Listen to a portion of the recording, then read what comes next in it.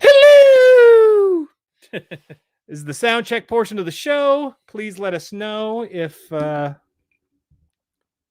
we sound good or if we don't sound good. Oh, see, look, I got a YouTube notification. It's so odd how sporadic that is. Yeah. It really is. I fucking.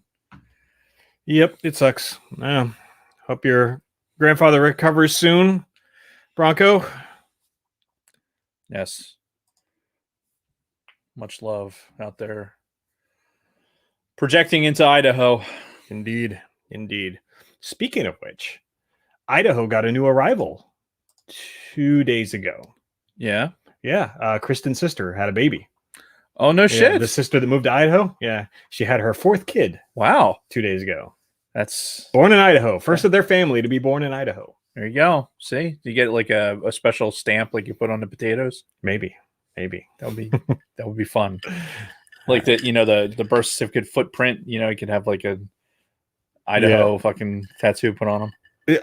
We need to hold that kiss discussion. I'm going to throw that into the notes right now. Kiss discussion. We're just going to leave it at that. Whatever. And we'll address it on the show. But all right, you guys say we're good.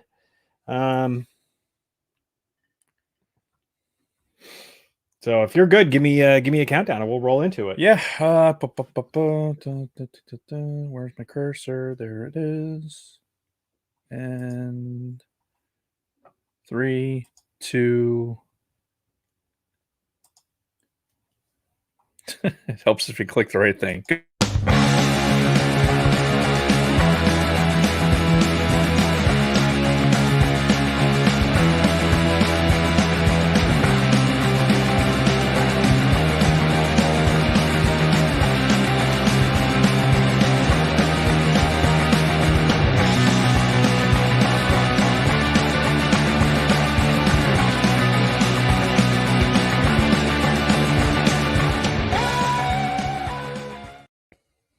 We're going to start off a little bit differently today. We're going to start off with a toast.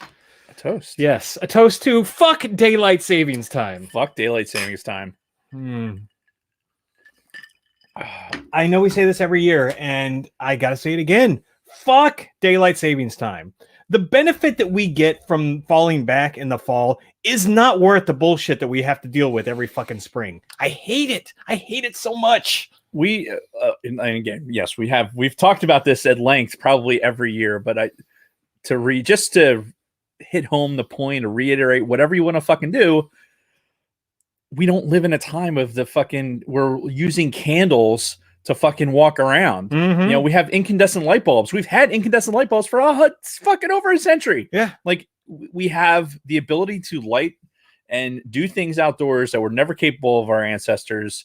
So the idea of needing daylight savings time is completely out the one fucking window. Yeah. And just fucking make it and stick with it. Yeah. And I don't want to hear the argument, whoa, well, kids who go to school, it'll be safer because it's brighter. No. Listen, if your kids are stupid enough to play in the streets when it's dark, they deserve to get hit by a fucking car. It depends on when this fucking school starts, because even if like the days get longer naturally by themselves. So when you're arbitrarily jumping back and forth, and if the school's really that concerned with it, the school can adjust the fucking time that they start. Yeah. Not change 350 million fucking lives, well, minus Indiana and Hawaii and a couple other Arizona, states. I think. Arizona, yeah. Besides whoever populates them, but 300 plus million individuals in the United States that really don't need to be fucking around. Yeah. And jumping forward and falling back, and it doesn't make any sense. Yeah. It really doesn't. And I know everybody gets all excited. Oh yeah, we get an extra hour during the fall, but you know what happens? What? It's like, oh, I got an extra hour of sleep, and now I'm just going to go about my business. But in the spring, it's like, fuck, my whole night got fucked. My schedule is fucked for a week. It takes me a long time to adjust. Fuck daylight saving. I just think it's such an arbitrary thing to be hanging on to when you know goddamn well of all the things in society that we're trying to change at this point. Like something as easy as, hey, instead of arbitrarily fucking moving the clocks, let's not do that anymore. Yeah. Everyone, we agreed? Cool. Let's stop doing it. But at least Pepe Le Pew is not going to be in any more TV shows or movies because that's what's most important. Well, thank God. I Yeah. mean, honestly, I was so like, I've been sitting here wondering. Sometimes you got to take the pussy like Pepe. Whoa. All right. So, welcome everyone to From a Jetix Point of View. That was a little bit different of an intro, but it just had to be addressed. So, thank you everybody for listening. Follow us on Instagram at GenXPOV. That is our main social media hub. That and our private Facebook group, the Sidebar Cantina on Facebook. Join us there if you want to interact with us outside of these Monday night recording sessions. Yep. And what are we talking about this week, Dave? In the spirit of M's, Mhm. being in March, The month of M. the month of M. Last week we did Metallica. This week we're doing an NES classic, Yes. Metroid. Yes. For some reason, Well, I just want you to remember you picked this. I chose this. Mhm. So And remember that as we go along. We will get into that later. Yes. But in the meantime, we have a whole bunch of other business to attend to. First, we have a new segment on the show that we've been doing for a couple weeks now. It's going over really well. It's called This or That. Our social media director, Lunar Girl, who is in charge of our Instagram, runs these polls every week. She does a this or that where she gives you two options and you pick one. And every week we like to go over the results, talk about what we picked, and that be that. So this is week being a video game week for the show. We went with a video game poll, and the first question was Super Mario Brothers or Super Mario Brothers 3. I picked in the minority of this one. Super Mario Brothers 3 won pretty handily in this poll. Yeah, when I voted, like I voted for Super Mario Brothers, like the OG. Yeah, that's to me hands down.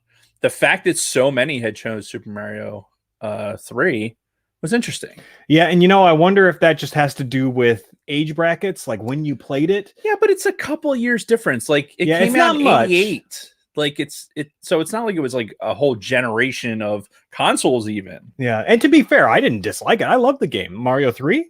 But in retrospect, looking back now as 44-year-old Jason, I think I still enjoy the original more than the third one. I would go back and play the original far more than I would ever go back and play the third. I think we need to dedicate an entire episode to Mario, the Mario franchise. Oh yeah, for sure. Because we could do an entire episode on that and gush over. I have a lot of things to say about Mario Brothers. Obviously, I think in our video game show, I think it was my number one or number two. Tetris might have been Jamie, one. pull that up. Yeah. So yeah. Oh shit. And again, we were in the minority for that one. Very shocking. So the next one, Dr. Mario versus Tetris, which if Kristen listens back to this, she's going to be furious because her skills at Dr. Mario are legendary. And I've mentioned them many times on our podcast. Yes. But Tetris won 95% of the vote. I voted for Tetris because for me personally, I was extremely good at the game. And I'm talking the NES version of Tetris. Yep. I'm not talking about any version of Tetris that's been inferior that has come out after this. I'm talking the original NES and the Game Boy version because they were identical games, basically. Correct. Yeah, that version of Tetris is still the best version that's ever been created. And that was my shit back in the day, dude. Yeah, dude. I think I said it before, but in my bathroom right now, there is an old blue Game Boy. It was the second generation non-color blue chassis Game Boy. Yep. That has a Tetris in there that when if my fucking phone dies or something like that and I need something to fucking do, I'll pop that off and play me some Tetris. Nice. In the bathroom. In the bathroom. I do a lot of things in the bathroom. Let's be perfectly honest. I do my best thinking in there. We'll just end it at that. Oh, come on. And Instagram just took a shit on me. Boom, boom, boom, boom, boom. All right, let's see if it can pick up. No, it did not pick up where I left off. So now I have to scroll through 3 weeks worth of polls. We really, if we were smart, we would put this in the notes, like rather than having to go through the actual. It's Instagram a new segment. We're still learning, but anyway, next one. Somebody remind us next week to do that. The next question: Sonic the Hedgehog versus Crash Bandicoot. This was interesting, but for me, ultimately, it was Sonic. Just because I have more experience playing Sonic, and Luna Girl, as we speak, is texting me all of the pictures for the polls. So, see, that's why she is on top of things. That's why she is our social media director, because she is on top of shit. But Yeah, Sonic won pretty handily, 78% over 22% Yeah. to Crash. Now, Crash Bandicoot wasn't a bad game. No, I not mean, at that was all. a TurboGrafx joint, right? No, that was the original PlayStation. That was No. Sony's attempt to That's right, it have a was. Mario style game on It their was. console. It was. Yeah. Though I think the Spyro games were much better at that Yeah. for the original PlayStation. Yeah, the gameplay was good, but Sonic kind of was that gold standard of what that game was. You know, that kind of like that speed running, you know, before speed running was popular. Right. Yeah, because that was the thing that actually ended up turning me off about the original Sonic game was the fact that it was just like a test to see how fast you can get through a fucking level, and you're just blitzing through it. And it really felt to me like there was not a lot of skill involved, a lot less than say the original Super Mario Brothers. No, I agree. So, but anyway, Sonic won that one handily. Speaking of Spyro, in the next poll, Spyro Dragon versus Oddworld. I picked Spyro. So did I. Yeah. Spyro won 81% to 19. The Oddworld games were odd, but I didn't dislike them. But I was not. I don't remember playing any Oddworld game. Yeah, so. I know I tried them a few times, but yeah. But I played Spyro, so yep. You know, that's really what it comes down to is familiarity. Yep. Then we've got for the PlayStation Madden 98 versus Tiger Woods PGA Tour. I picked in the majority for this one. I picked Madden, of course. So I was in a minority, I think. Yeah. This was a tough one for me. Mm-hmm. Like, I loved that fucking Tiger Woods game. Yeah. Like, I don't think I ever played it. It honestly. to me, that's the gold standard of playing golf on a console. Is like I disagree, but carry on. Well, without the mechanical benefit of the fucking Wii Golf. Okay. Right. Fine. But like just playing Tiger Woods and being able to customize it and do certain things with the game and playing as Tiger. I mean, at the time that game came out, Tiger Woods was the biggest fucking thing ever. Yeah. So the game played to like it played to that strength. It played to the fact that, hey, this is the greatest golfer of our time. Mm-hmm. And you know, here's a video game espousing that skills, because the next few versions of Tiger Woods it just got better. Right. And you could say that with the early Madden games too. Each year it got better. Mm-hmm. But even then, I was a college football guy, not a Madden guy. Right. So I had Madden, you know, I played it because obviously I'm an NFL guy too. But like for Chuck Brinzer was the guy who fucking made sure that PlayStation 2, we're getting on there and we're fucking playing college football. Mm-hmm. Because it would have, you know, you could play Ohio State versus Penn State every day if you wanted to. Right. And that's what we did. And it was a lot of fun. And when that game stopped, then I kind of leaned into the Madden franchise a little bit more. But I can tell you, I haven't bought a Madden game probably in 2 years. Well, maybe 3 years. Yeah, I have a few since like in the 2010s, but to me, Madden 2005 is still the pinnacle for that series, in my opinion. So I can see that. But totally. That's a discussion for another time. Moving on, we've got, this is a funny one. The Oregon Trail versus, I don't even remember what this other game was. And of course the picture got cut off. So hold on. Oregon Trail and I don't even know what the fuck that is. Some other game that I never played. But 100% picked the Oregon Trail because I mean, it's the Oregon Trail, and everybody knows it. And the memes, the Oregon Trail memes that have come out over the last few years. Yeah. Boulder Dash was the other game. Yeah. No. Yeah, I never played it. So I have no frame of reference. But again, I do know the memes involved with the Oregon Trail. Mm-hmm. And apparently a lot of people die of dysentery. Yes. Allegedly. So and that's all I know, but that's why I picked that. All right. This one was a no-brainer for me. Resident Evil versus Silent Hill. The first Resident Evil, hands down. Like the original 3 Resident Evil games, I played the shit out of back in the day, and I loved them. Loved the original Resident Evils. I think I picked Resident Evil just because I don't think I played Silent Hill. Mm-hmm. Like, and that's not my genre of video game. I think I played it. It's well established you don't like horror in general. Right. So yeah, it's just not my thing. Yep. All right, moving on. Mario Kart versus Diddy Kong Racing. It's like, come on, why would you even ask this question? Although somebody picked Diddy Kong Racing because it got 5%, but really? 95% for Mario Kart. Like, how is that even a question? I don't know. And it goes for the next question too. Now we're moving on to the N64. GoldenEye versus Turok Dinosaur Hunter. Turok actually got 18% of the vote, which is fucking blasphemy, if you ask me. Because if you've owned an N64 in the past and GoldenEye wasn't in your like top 2 or 3 games, something's fucking wrong with you. Some of us didn't have that console.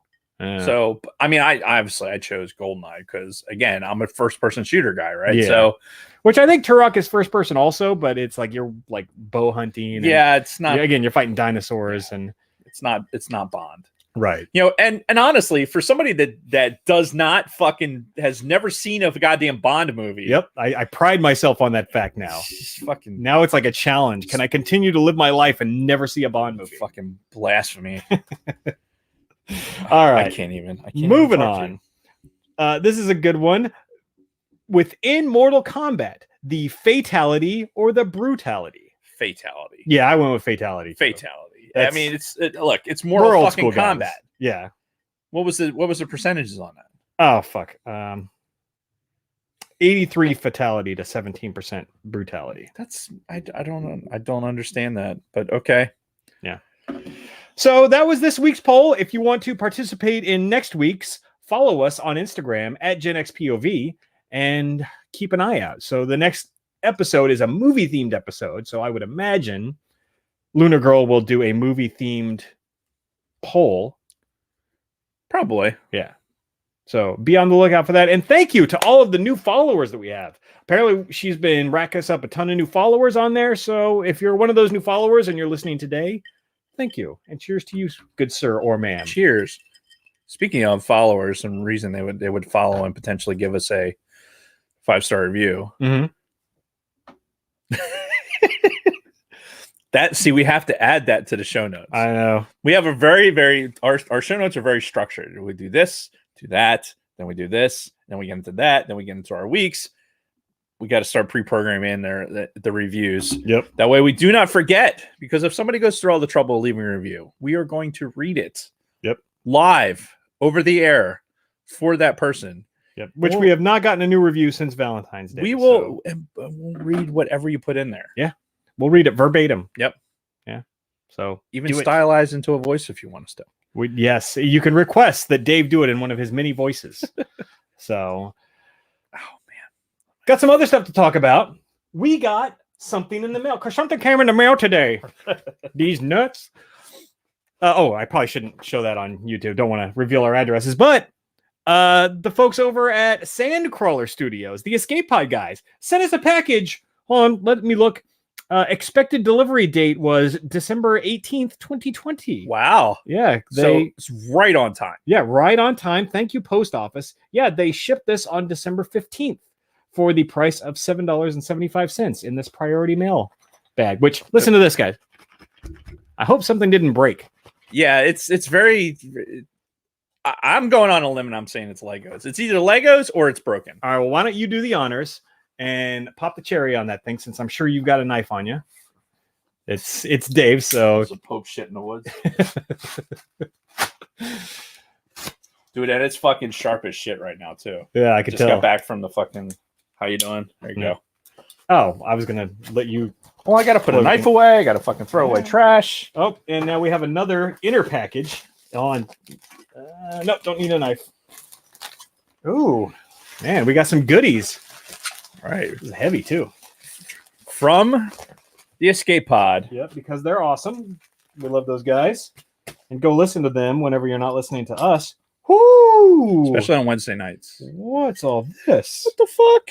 We got some pretty thick fucking keychains with the Empire logo on one side and Scout Trooper. Yeah, Scout Trooper on the other. These things are like colored bronze, but listen to that. Aerotech Repulsor speeder bike. Nice. And these things are heavy too. Nice. Awesome. We got. I will make its distinctiveness. Star Wars lanyards, like neck lanyards with all kinds of clips and shit. More Empire logos and stickers inside. My God. So apparently these are your VIP passes to the Empire. Includes delectable stickers. Oh my God. Yo. Escape Pod guys, thank you so much. The fuck, dude. I think these were meant to be Christmas presents to us. Hence they, sent it before Christmas time. But we will wear it for Christmas in March. Well, these are fucking our studio passes. Yeah. Dude, these fucking badass guys. They're like Wayne and I Garth. hope, are they in there? Are they in the chat? Does not appear so. All right. Well, we love you guys. Yes. But if you're in the chat, fuck you. Wow. Okay. So before we move into our weeks, gotta address something else. You really ruffled some feathers with a comment you made last week. Apparently. Bronco Fed especially, longtime listener of ours, Yes. took great exception to your comments about Kiss, of all things. What about that they were a cut rate fucking rock band that was only known because they painted their faces? Pretty much. And yeah, he took great exception to that. So he's posted a whole bunch of stuff all week, and he's been making Kiss comments in the chat. And do you have anything to say in response to fuck Kiss? I honestly, I was at a show. I was at a what was the fucking band? It was like a metal band. Mm-hmm. It'll come to me here in a little bit. But Gene Simmons, it was like a 94 YSP before they converted over to just a sports network. Mm-hmm. And they were having one of those fucking shows where it's like multiple bands in the Electric Factory. Okay. And Gene Simmons was like the promoter for this thing. So he came on stage a couple of times and, did some stuff and was real shitty to Philly. Oh, really? Like on stage, like deliberately, like kind of just being real douchey towards the city. And yeah, look, I'm a Philly guy, and I'll take a lot in jest, right? We have a certain reputation, and I get that. Mm-hmm. But we may or may not have booed fucking Gene Simmons because there's some of the shit he was saying. He was just being a dick, right? Just being a dick because he's Gene Simmons. Like, fuck you, dude. So it probably wasn't like the Bill Burr situation where the crowd was already being pretty ruckus and trolling before he even rolled out there. No, you've seen the Bill Burr thing, right? Yes, where he roasts the whole city of Philly. Yeah. Oh, yeah. And honestly, like the way he did it was in response to something. We were there to see a rock show. Gene Simmons came out just to give us shit. Right. So fuck that guy. I don't like. It's honestly, you'd have to give me $100 to go see a Kiss show. Mm-hmm. Because I don't care. Their best songs are best played on the radio. Yeah, and honestly, like I might know like 3 or 4 of their songs total. You know more than that just because of the play. Maybe. If you hear the song, like, oh yeah, that's Kiss. But yeah, like Kiss has never been. They have a spot in the genre, right? They obviously do. They got a footprint in the genre, but it's not because they're amazing musicians. That's just how I feel about it. Okay, fair enough. So yeah, I can't keep bring that up. It's got a case of the jingles. Yeah, it's very distracting. I'm gonna put my line badge in it though. You think that'd be appropriate? That would be appropriate, in my opinion. I'm a civilian. What are they gonna do to me? Fire you? Nope. Okay. Not for that. All right. Fair enough. We ready to move into our week? Yes. All right. So, well, thanks again, by the way, Escape Pod. Oh guys. yeah, you guys. Cheers to you.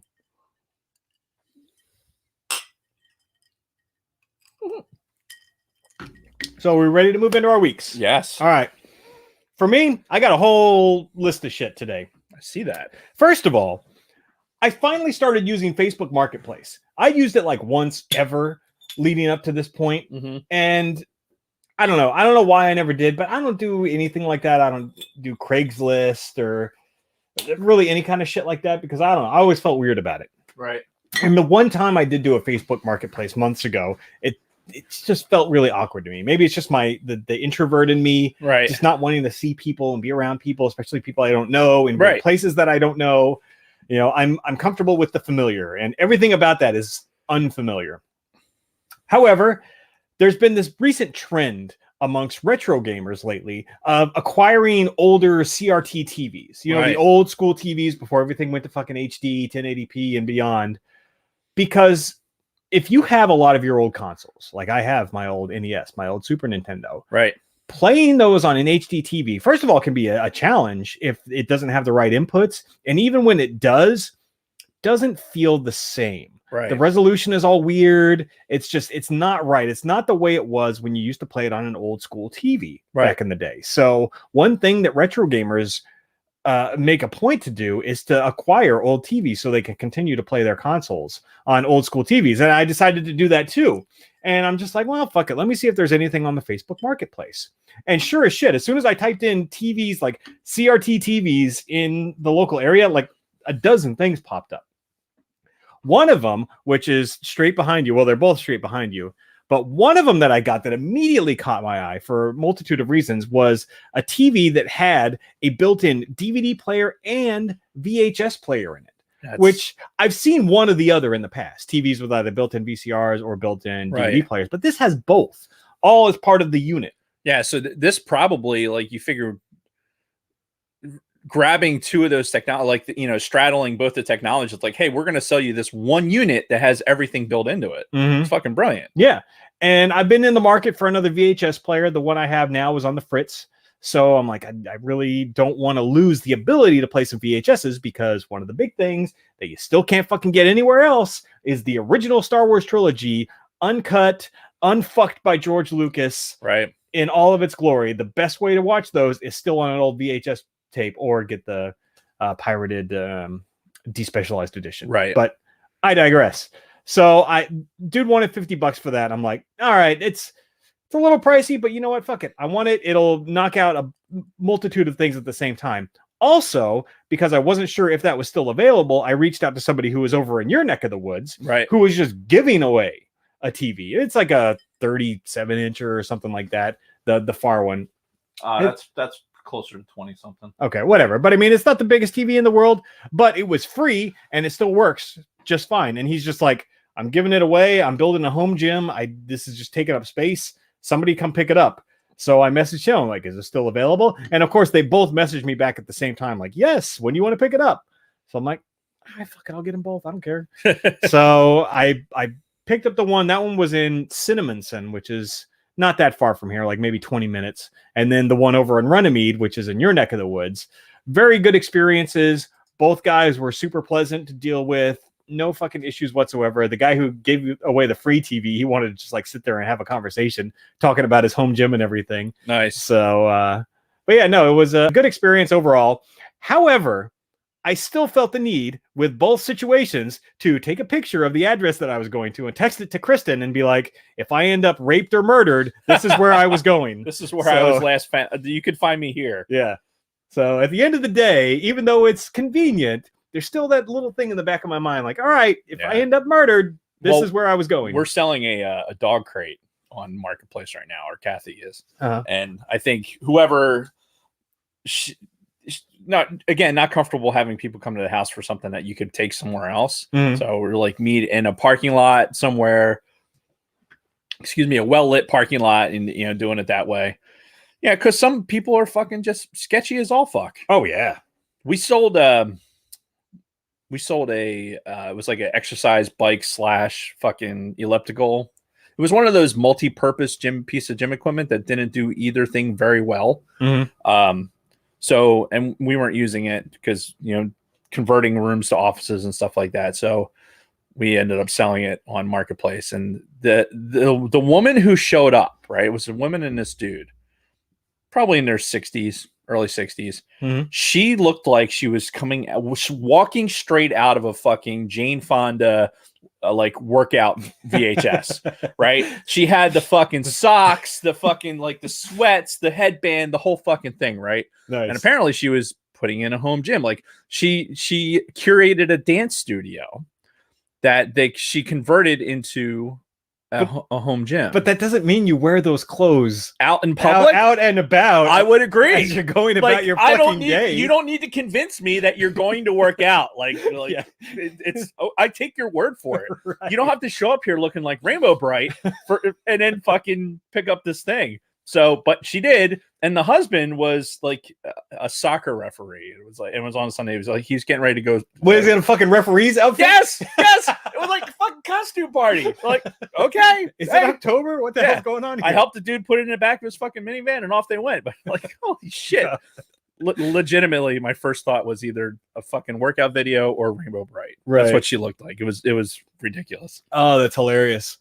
So something else that happened this week for both of us was we had our Fool's Spring, as it's called. If you look up on the board, Dave, Kristen sent me this meme recently, and nice. I think it's very fitting. So this is basically the list of seasons here in New Jersey. First, It starts with winter, then it goes to full spring, and the arrow is pointing, we are here. Because what it means is we get this nice little warm spell.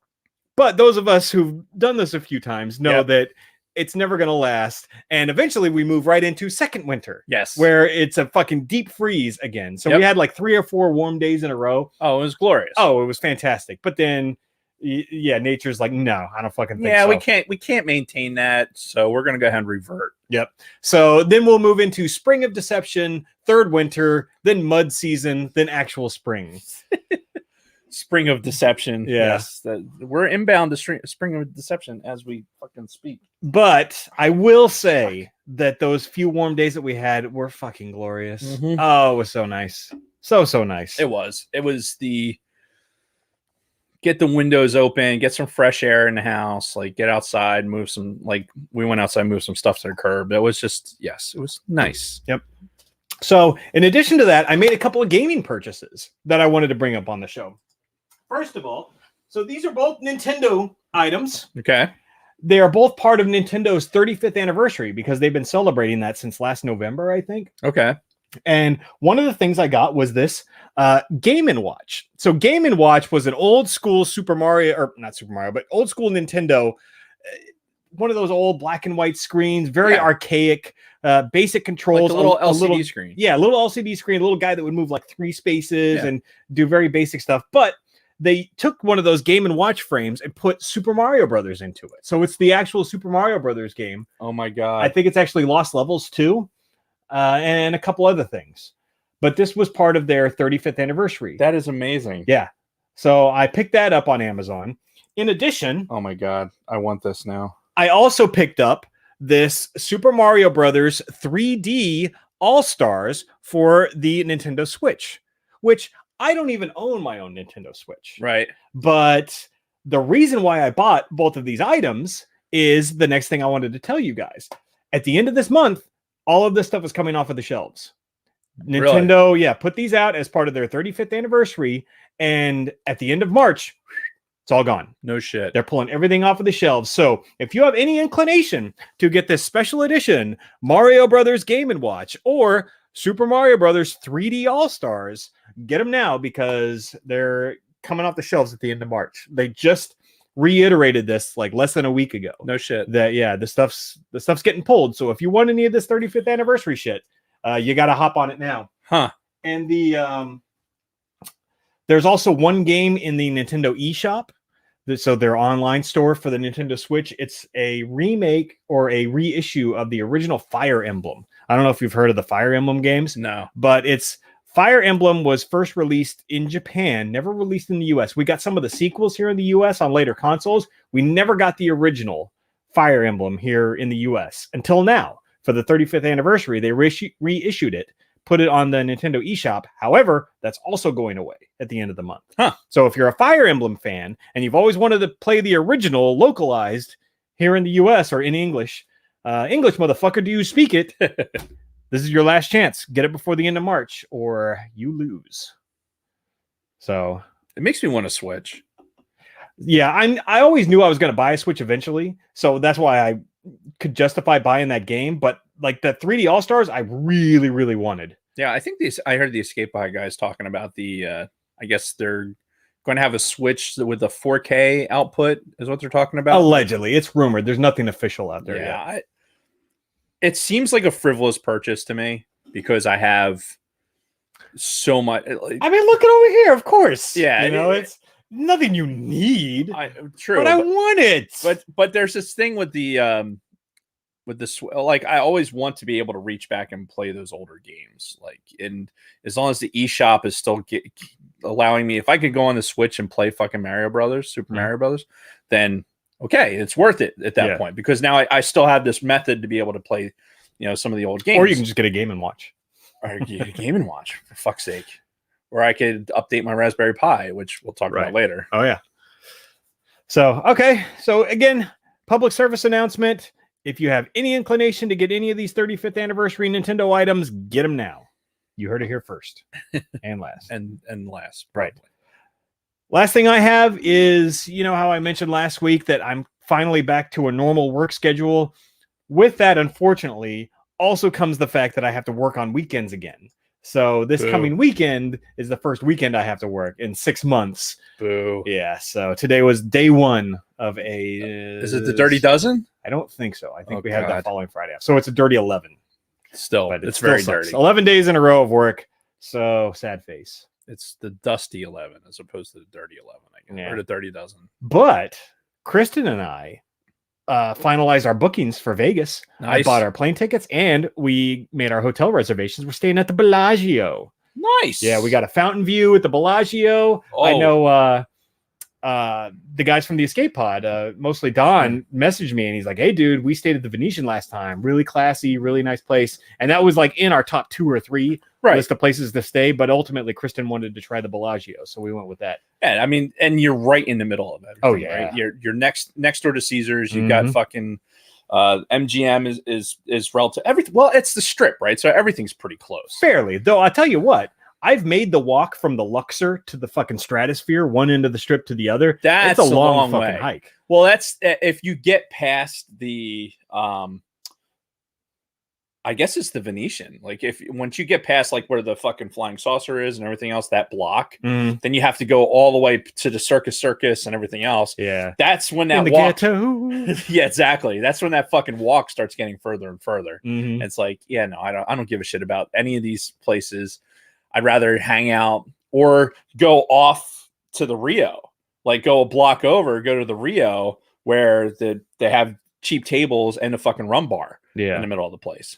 And a really good seafood buffet is in the Rio. Oh, I may have to check that out. Yes. I like seafood, but Kristen does not. So, no, it's a buffet, so they're going to have a lot of different stuff. And I'll be honest with you, the God only knows what the buffets are like now. I mean, you think about when we were in our prime, like traveling, right? Yeah, pre-COVID. Yeah, well, even like when we're still in the unit, and my unit. So many times going and stopping in Vegas and like just making excuses to or having legitimate business there. Did we ever have legitimate business in Vegas? I'm sure we did. I'm sure we were good stewards of the government's money. But yeah, all the times it was the buffets and everything. Like Vegas was still bumping. And now I think it's probably not as good because I think the last time when we went to Vegas with the family in like, I don't know, 2015, I think it was. I forget exactly. 2015, 2016. And so the buffets, I remember like the Excalibur is a really good buffet and it's relatively cheap, but it was like different. Like it was just a little bit different. It wasn't as good as I remembered it. Maybe because I wasn't as hungover. Maybe so that might have that could make a difference. Well, then I'll just have to make sure I drink a lot. Yes, and it'll be fucking fantastic. All right. And I remember the Excalibur because it was cheap. Yeah, like you go and have a really good buffet for cheap. And I remember the Rio for the seafood buffet. Yeah, and also that being said, we already talked about this. We're going to do a Vegas themed episode of the podcast, probably the last week of April. So stay tuned for that. We're probably going to talk Vegas movies, Vegas experiences, everything Vegas. So be ready for that. And that being said, that is my week. It's been a long week for me. So what's Dave been up to? Long week in a short time frame because we recorded on Tuesday last week. It did feel like a short week too. I'm just going to real quick say hello to Joseph Owen. It's my brother. So he said, "Suck it, nerds." Of course. Jason will. I will not. And then amazing spoiler. No idea who that is. I don't either, but he says, "Misa back." All right. Well, welcome. In his best Jar Jar. So for me, in order of importance, I guess, I got my second COVID shot. Yes. So I am COVID vaccination complete. Yes. For Welcome now. to the club. Yes. So we're still in that, like, you're supposed to wait like 2 weeks. Yeah, they said 2 weeks after that second shot is when you're supposed to be like fully safe or whatever. So I mean, we're not going anywhere anyway, like, unfortunately. But it's nice to have that fucking, all right, it's done. Yeah, and Kathy got hers too, right? The same day. We got her second shots the same day in 2 different places. All right. 2 different versions of the vaccine too. Yes. So she got the Moderna, and here's what's fucked up. So the night I got the shot, I had Lodge, right? So I was starting to fight that, like, kind of that you know how when you get sick and you have just that like floaty feeling in your head. I was starting to get that at Lodge. So the drive home at 10 o'clock at night was sporty because I might as well have been drinking for fucking 3 hours. Yeah. Not a drop of alcohol. So, but got home safe, and Kathy was like, I don't feel bad at all. My arm's a little sore, whatever. She goes to bed. Wake up, I feel like a bag of hammered assholes. I just fucking just super run down. Don't want to get out of bed. And she gets up like normal time. She's like, oh, I feel great. I'm like, what the fuck? Right? She had the Moderna, supposed to be worse than the fucking that's Pfizer, what I had, right? and they kicked me in the dick So, hard. and legitimately, like, I got up, and once I took some Tylenol and kind of got moving a little bit, it was okay. Like, I was run down, but like I was saying to you, compared to like having the virus, this was nothing compared to how run down I was, and the lack of energy, and obviously the breathing wasn't happening with the virus, but like the lethargy and everything else was not anywhere near the level. Like, it was like kind of like a flu shot, honestly, to me. But like I said, I was taking Tylenol, and I was, pushing through it the best I could. I'd be willing to bet that if you'd gotten the Moderna, you'd have been in the same position as me, where you'd have been like knocked on your fucking ass. I would agree. I would 100% agree. Yeah. But so here's the thing. So we get the shot, and Kathy, she's full of piss and vinegar, right? And she's off that day because in preparation for potentially being knocked on her asses. She's like, oh, well, let's go to Home Depot. We need to get like this and this. Maybe Bed Bath & Beyond. Yeah, if we have time. And so we get to Home Depot, we're walking around, get what we need, get back to the house, and all of a sudden it fucking hits her. Oh. Yeah. And she goes and lays down, and when she gets up, like, she's like, man, I feel like shit. I'm like, right? I was like, finally, it took all fucking day, but now you feel like shit. Because I was feeling like, God damn it, woman. Right. Like, you're supposed to not feel well. Oh, and by the way, she dodged the fucking virus when we all had it last year. Listen, it wasn't dodge. She full up built a wall, dug a moat, like the fucking the whole shooting match, man. Her infection control was fucking on point. That's why nobody else in the house got COVID when I was fucking locked in the basement with it. Yeah. So, good on her. But yeah, so it hit her, and then on Sunday, like, you could tell, like, she was bad, like her immune system was working because like her glands got swollen and everything else was. She looking like Boss Nass from Phantom Menace. No, nothing like that. Not that bad, thank God. We would have been in a hospital if that was the case. Yeah. But yeah, it was the tale of two experiences with the virus, because even she never really felt that bad. Yeah. And even, I'll be honest with you, like, my arm isn't as sore as it was with the first one. Interesting. Yeah. See, for me, it hurt like a motherfucker the first time for about a day. Then the second one, it hurt for like 3 fucking days. Yeah. See, I was the opposite. Like, this one, I mean, I'm still, every once in a while I'll move it in the right way and it'll fucking give me a little soreness. But yeah, this couple days didn't even feel it anymore. Whereas the other one, it took like 4 days with the first one. Maybe it was a gentle touch of the fucking tech sergeant that it gave me the stick as opposed to the captain that gave me the first one. Yeah. So who knows? But yeah, so it was definitely the tale of two fucking things. But yeah, the shots are behind us. Hopefully, as things start releasing, New Jersey went to, instead of 10 people, you could have 25 people in a room. Restaurants are starting to loosen up a little bit. So things are starting to look like they're getting back to normal, which is nice. And apparently the CDC came out with some more guidance saying that if you've been vaccinated, you could be in a room with other people who were vaccinated, no mask, close quarters, social distancing, fuck it. Right. Which, I mean, it makes fucking sense. Yeah. But I know there was a period of time where like, well, you still should wear your mask and you should still social. I think I made the comment on over the weekend to I think it was to my daughter, and I had said, if it was to my son.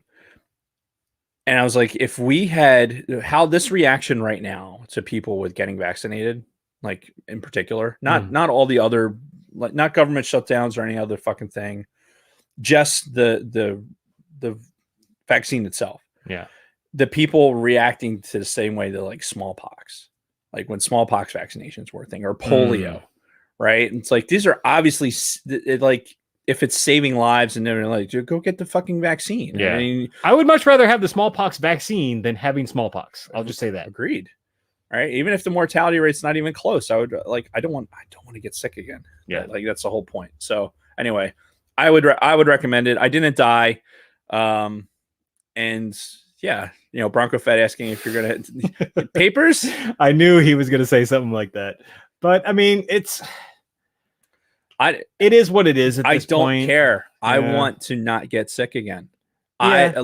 I'm going to do what I need to do to not get sick again. If that means wear a mask, I'll wear a mask. If that means fucking get vaccinated, that's what I'm going to do. For me, it was get vaccinated, but now I want to get back to normal. Oh, dude. Yeah, fuck. I 100% agree. But the mask bit is not going to go away. Like, this is going to be, we've been to Asia, we've been to places like, you've been to Tokyo, been these places where they wear masks out when they're walking around in the community all the time. I don't want that to be the normal. I don't ever want that to be the normal here. Yeah. If motherfuckers want to voluntarily do that shit, that's fine. Well, that's what I'm saying. Like, it's not mandated over there, but they just do it for their own public health. And that's fine. If idiots here want to do that, then that's their prerogative. This is America. You can do whatever the fuck you want. I want to not wear a fucking mask anymore. Oh, I don't when I go out in public. I don't either. But you're going to see people wearing masks for a long time. It's just, and again, that's fine. And I honestly, I won't even mock them. Like, honestly, if you want to do that, dude, knock yourself out. I'm not going to judge. But at the same time, don't fucking throw shade at me for not wearing a fucking mask. Yeah. Now that I've been vaccinated, once most of the country is fucking vaccinated, fuck you. I'm going back to life as normal. I give them my numbers to my old job. Anyway, I made a guest appearance on the Escape Pod. Yeah, pretty big episode from what I understand. Yeah, so it was I had a lot of fun. Thanks to Brady and Don for letting me come on, and we talked about the Light of the Jedi book, right? The New High Republic kickoff, to all this additional content. Mm-hmm. We've talked about it a little bit on the show, on this show, that it's good. It's a good book. I was really happy with how it was written. I was happy with how it grabbed me, and the character development, which it was completely outside of my expectations, and my expectations were pretty low. Yeah. But even with that, excuse me, even with that, it was a good book. And so we sat down like a round table with the Escape Pods, part of this Red 5 network. Mm-hmm. So was on there with Chris and Scott from the Sarlacc Digest, Marisha. I hope so. I asked Don, like, hey, who was on the show? Like, because I didn't write anything down. Like, because I don't write things down. No, I don't take notes. He never comes with notes. He never comes prepared. Although I did put something in my phone that started to take notes, but then I got distracted with something in the show. Of course you did. So I hope that it's Marisha, not Marissa, and it was a typo. So sure. Hello, Marisha. Marisha from Coruscant Radio, Ro from the Scarif Scuttlebutt podcast. It was it was fun to getting out of like-minded people with a really strong Star Wars background. The guys from the Sarlacc Digest, they had interviewed Claudia Gray recently, talking. That's awesome. Yeah, that's fantastic. But it was nice to sit around and bullshit and take over Donna Brady's podcast with a bunch of other content creators, and it was nice. It was a good time, and it was a good group. So I need to go back and listen to that because it sounds like it was a lot of fun. Yeah, download the latest episode of the Escape Pod. They put it out on audio too? Yes. Okay. I'm pretty sure they did. I think it was one of their regular episodes. Okay, cool. So yeah, go out there and listen. And you will do it. If you missed it, it's on the YouTube, and it's also going to be on your favorite podcast download. See 3PO. What else we got? Oh, all right. So I'm getting ready to do the show, and I don't prep. It's not a thing that I do. So, and when I read, it does it live, folks. Yes, and when I read The Light of the Jedi, I fucking read it in like 6 hours. Like I fucking ingested it because it had captured me that well. I'm gonna turn the heat down to 1. That's fine. Because I'm fucking cooking over here. Yeah. So anyway, yeah. So I'm like breezing over the book real quick, and I happened to look at. I was in Amazon. I was trying to see like, all right, when's the next book's release is going to be for like the Light of Jedi, the High Republic thing, and I came across it was the 3rd book in the Alphabet Squadron, right? Oh, there's a 3rd book. There's a 3rd book. It just came out, like literally just came out, and so I gave up on Alphabet Squadron because I was listening to it on the audiobook. If you listen to the podcast for 5 minutes, like you'll know that there are some Mark Thompson is great, right? For the audiobooks. Yeah. Mark Thompson didn't do the fucking Alphabet Squadron. And it had all this fucking, simulated radio comm between the fucking things. And it just took me completely out of it. Like I wasn't able to suspend my disbelief, and certain audiobooks just don't work for me, and Alphabet Squadron was one of them. So I didn't even make it through all the way through the 2nd book. So I stumble upon the 3rd book, and I'm like, wait a minute. I'm reading through like basically the jacket, and I'm reading through it. I'm like, wait a minute. There's some pretty significant fucking things that happen in the beginning of this that I never got to when I was listening to the 2nd book. So I was like, you know what? It's significant enough where I'm like, I need to go back and I need to finish reading that, because it seemed reading. So I went in fucking Amazon. This is the beauty of the day we live in, right? I like all of this happens in the space of like 45 seconds, right? Stumble upon it, read it, realize, oh fuck, I never got there. You know what? I'm going to buy this, scroll through, select the 2nd book in paperback for $7. Boop, boop, boop, boop, boop. Next day shows up. Nice. Because Amazon knows how to actually get shit on time, as opposed to the post office, which takes 3 months. Right. Yeah. Sorry, United States Postal Service, but you fucked up on that one. Especially with the sweet, sweet stuff. Anyway, so I fucking bought it. I'm really looking forward to actually reading this Alphabet Squadron, like reading it with a new light. And I'm here to tell you that after this discussion with the roundtable, everyone else had listened to the audiobook. I am so glad I didn't, because there was elements to when they were doing like voices and representations of certain characters that, because it was voiced, you weren't able, like the way they projected that image of that character, completely different than what I made. And we're talking Light of the Jedi. We're talking Light of the Jedi. Yeah, I jumped back and forth, but yeah, like I was working on one thing to get to the other. But Squirrel. Yeah. So, but I'm going to read Alphabet Squadron and get the 3rd book, and then I'll be able to talk to it, for those, because I doubt you're going to read it. But at this point, I don't think I'm even going to read Light of the Jedi. Honestly, I think you should. If you're looking for, I think you'll like the audiobook because you're into it. Yeah. And we're commuting again, so I think it's something that you'll be able to get into. True. I'm commuting with the Expeditionary Force things, the Joe Bishop and Skippy Lake things. It's a whole thing. But it's an audible book series. There's like 20 books in this series, and I'm on like I'm on book like 7. And it's funny. But it's not really like accurate sci-fi, but it's still fun. It's good. And I'm in that mode. I'm in that manic mode where I'm reading like 3 things at once. So I'm reading the Jeff Shahara book about Rommel in North Africa. I'm like reading that, and I started Alphabet Squadron again, and I'm listening to a different book. So more power to you. Yeah, man. But this will be over in a month. Like I was telling those guys, like after this, I'll have a few weeks of this, and it'll be like, and we'll be able to do shit. Right. So I'm trying to get it in while I can. And that's what he said. Ha. And then last, but certainly not least, it's the same. Ivo's not on here because this was an extended, not a rant for both of us. Yeah, really, it was. It's March Madness.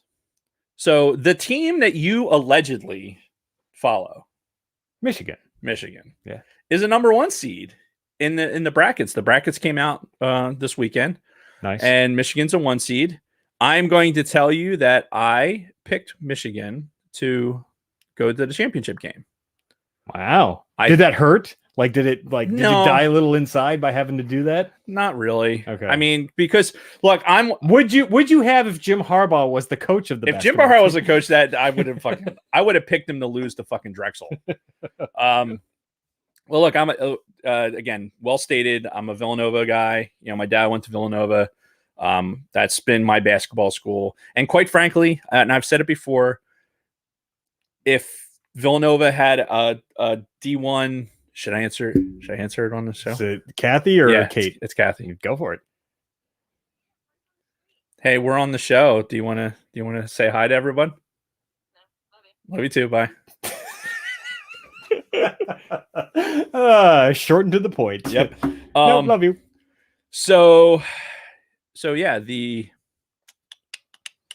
Villanova. So Villanova basketball, they've won the national championship 3 times, twice in the last 5 years. So but this year's not their year. I mean, they're one of their top people went down.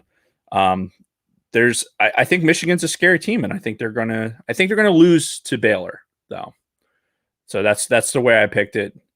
I would say let's do some bracket stuff for the podcast, but I don't think there might be a couple people that participate. It probably wouldn't be any fun. I'm doing one in the squadron that I'm in right now. Yeah. So that's interesting. But I will say this. So BYU made the tournament. Mm-hmm. And Bronco Fett, I picked against them for you. So hopefully that'll make up for the KISS thing. I don't care about the KISS thing, but I do understand why you wouldn't like BYU, and they probably are going to win that game, but I picked against them anyway. So there you go. All right. I did that for you. Excellent. Because we do things like that for our listeners. Yeah. They're not. Yeah. So is that it? They weren't making it past the next round anyway. So it's really, you didn't have to bring that up. It's not. Yeah. like I said, I've never, like, bracket wise, I have never won, like, any of the ones I've been in. I've never won 100%. I always there's what's funny about March Madness is there's always that one team that just it's one game, right? So you might be playing your absolute best. Like, you woke up that morning, you fucking ate your Wheaties, you took some extra Motrin, excuse me, and you fucking get on the court, and it's just the right time of day, and you just fucking light somebody up, and you just have your best day against another team that is as good, if not better than you. And you can't predict that. You can't predict when some dude's going to get fucking hot. Some bench player is going to get hot. Which is why it's so much easier, like in the NBA, to predict stuff like that, because they have an 80-game season. Yeah. And then their playoff games are either best out of 3 or best out of 5. Yeah. So you really find out who is the better team in those series. But in this, when it's just a one and done kind of deal, fuck, anybody can do this. Anybody can do it. And that's like, and honestly, that's one of the best things about watching it, to be honest. It's the, starting to think Dave's a closet Michigan fan. Yeah, no. Listen, if you're doing anything, that has, like, this one in the squadron, right? I want to beat everyone in that squadron, so I'm going to pick. Usually, what would end up happening is I do a bracket with my heart, and I do a bracket, like, for reals, like if I'm trying to win. And I'm only doing one bracket, and I'm doing it to win. Well, winning is the only thing. So true. I don't know why you would do one with your heart. Just it's all about winning, man. Just to get it out of my system. You know, sometimes you have to purge. You just got to purge that one out of there so that you can win. All right, fair enough. But it's all about winning. Anyway, it's like my parents always told me: if you don't win, then you don't matter. So there you go. That's Ricky Bobby. Yeah. So all right. Before we move into our main topic, we are going to take a quick break because I need to get some more ice. And yeah, me too. This is almost straight, and I'm like, we will be right back after this word from our sponsors. What? All right, Don. Yeah, what'd you miss? Dave picked Michigan for March Madness and just blew chunk. I didn't pick him to win the whole thing. That'd be a hell of a run for that team. There's a couple there. So let's talk about the reality of what Michigan winning well. We're winning a lot in this tournament, which is not the right words, but the idea is that this is good for the Big Ten. I mean, the Big Ten has a lot of teams in the tournament this year. So they have a really good chance. I think the Iowa team is really good. I think Michigan's playing really good basketball right now. I think they have a shot at doing something phenomenal, but I don't see Baylor losing. I really don't. They're studly. They're big and they got great shooting, good defense. There's a couple upsets in this tournament, but I don't think Baylor or Michigan is one of them. And then you look at some of these Big East teams that are kind of like stumbling into the tournament. Creighton was one of my favorites going into the tournament, and then Creighton loses to Georgetown in a Big East tournament. So it's the Big East is usually a perennial powerhouse, and they're just not playing well. Villanova losing two of their best players is just not the same team. They're just not the same team. And it's rough. Villanova started out as one of the best teams in the country. And, they hit kind of a lull, and then they had the COVID stuff happen, and they were still top 5 team in the country. Then you lose a guy like Colin Gillespie, and it's it. Like, it changes the dynamic of your team. And the championship runs they made over the past few years have been because that team was so cohesive. They knew anytime they were moving that ball, they knew they were going to get a shot and they were going to make it. The percentages, when you got guys like when you guys got like Josh Hart, Archie Giacchino, you've got people, Jerron Johnson. They got Michigan State. They got people right now that are high level talent in the NBA, and Josh Hart especially.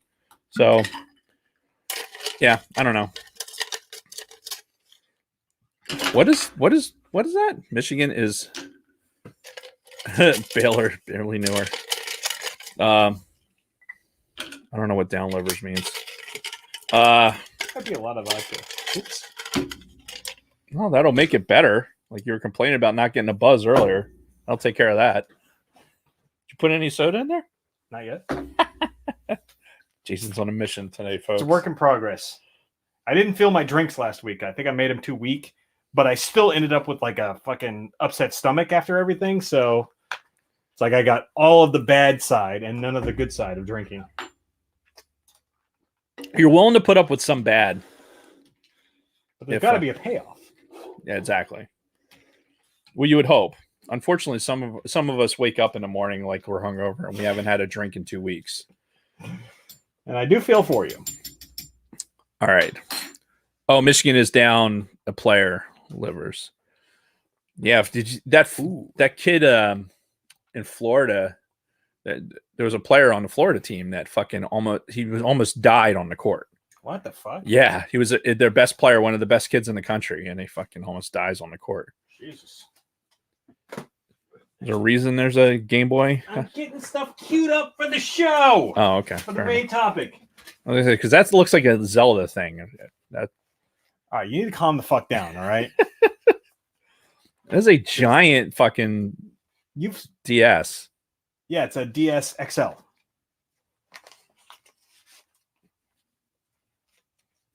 Just gonna let it go. Just gonna let it go.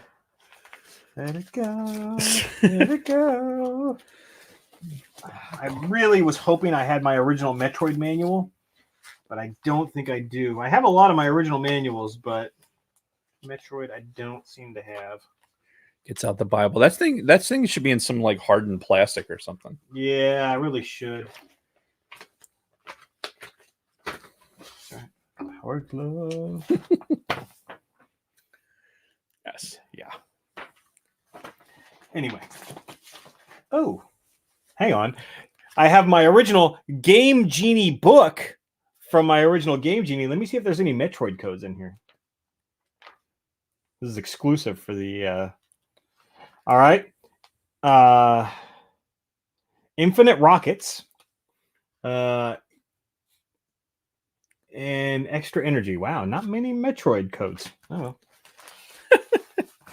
Anywho, I just wanted to. You didn't put a link to that password generator from the messenger thing you sent me? Not into the group. It's in the notes. It's in the notes? Yeah. Oh, now it is. Okay. Yeah. That wasn't in there earlier. It was in there as of yesterday. Oh, maybe I just didn't scroll down. You suck again. All right, bookmark this. I can turn right to it. That Game Boy. All right. I think I'm good. All right, you want me to run another? How you doing? Yep. And yeah.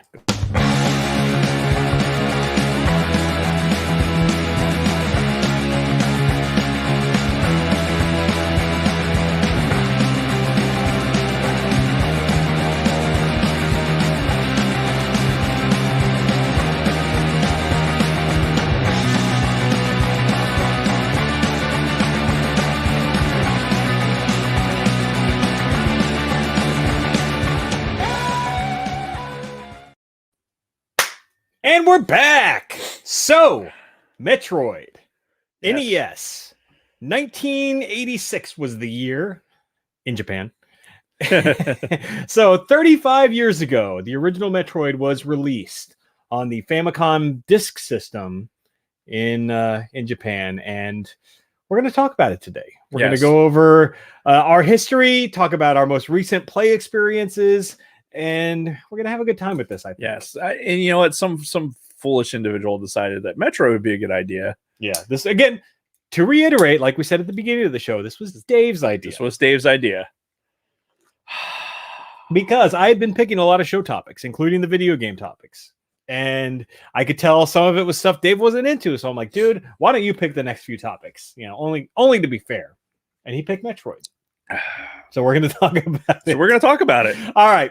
So the first thing I like to do when we do stuff like this is talk about our history. Right.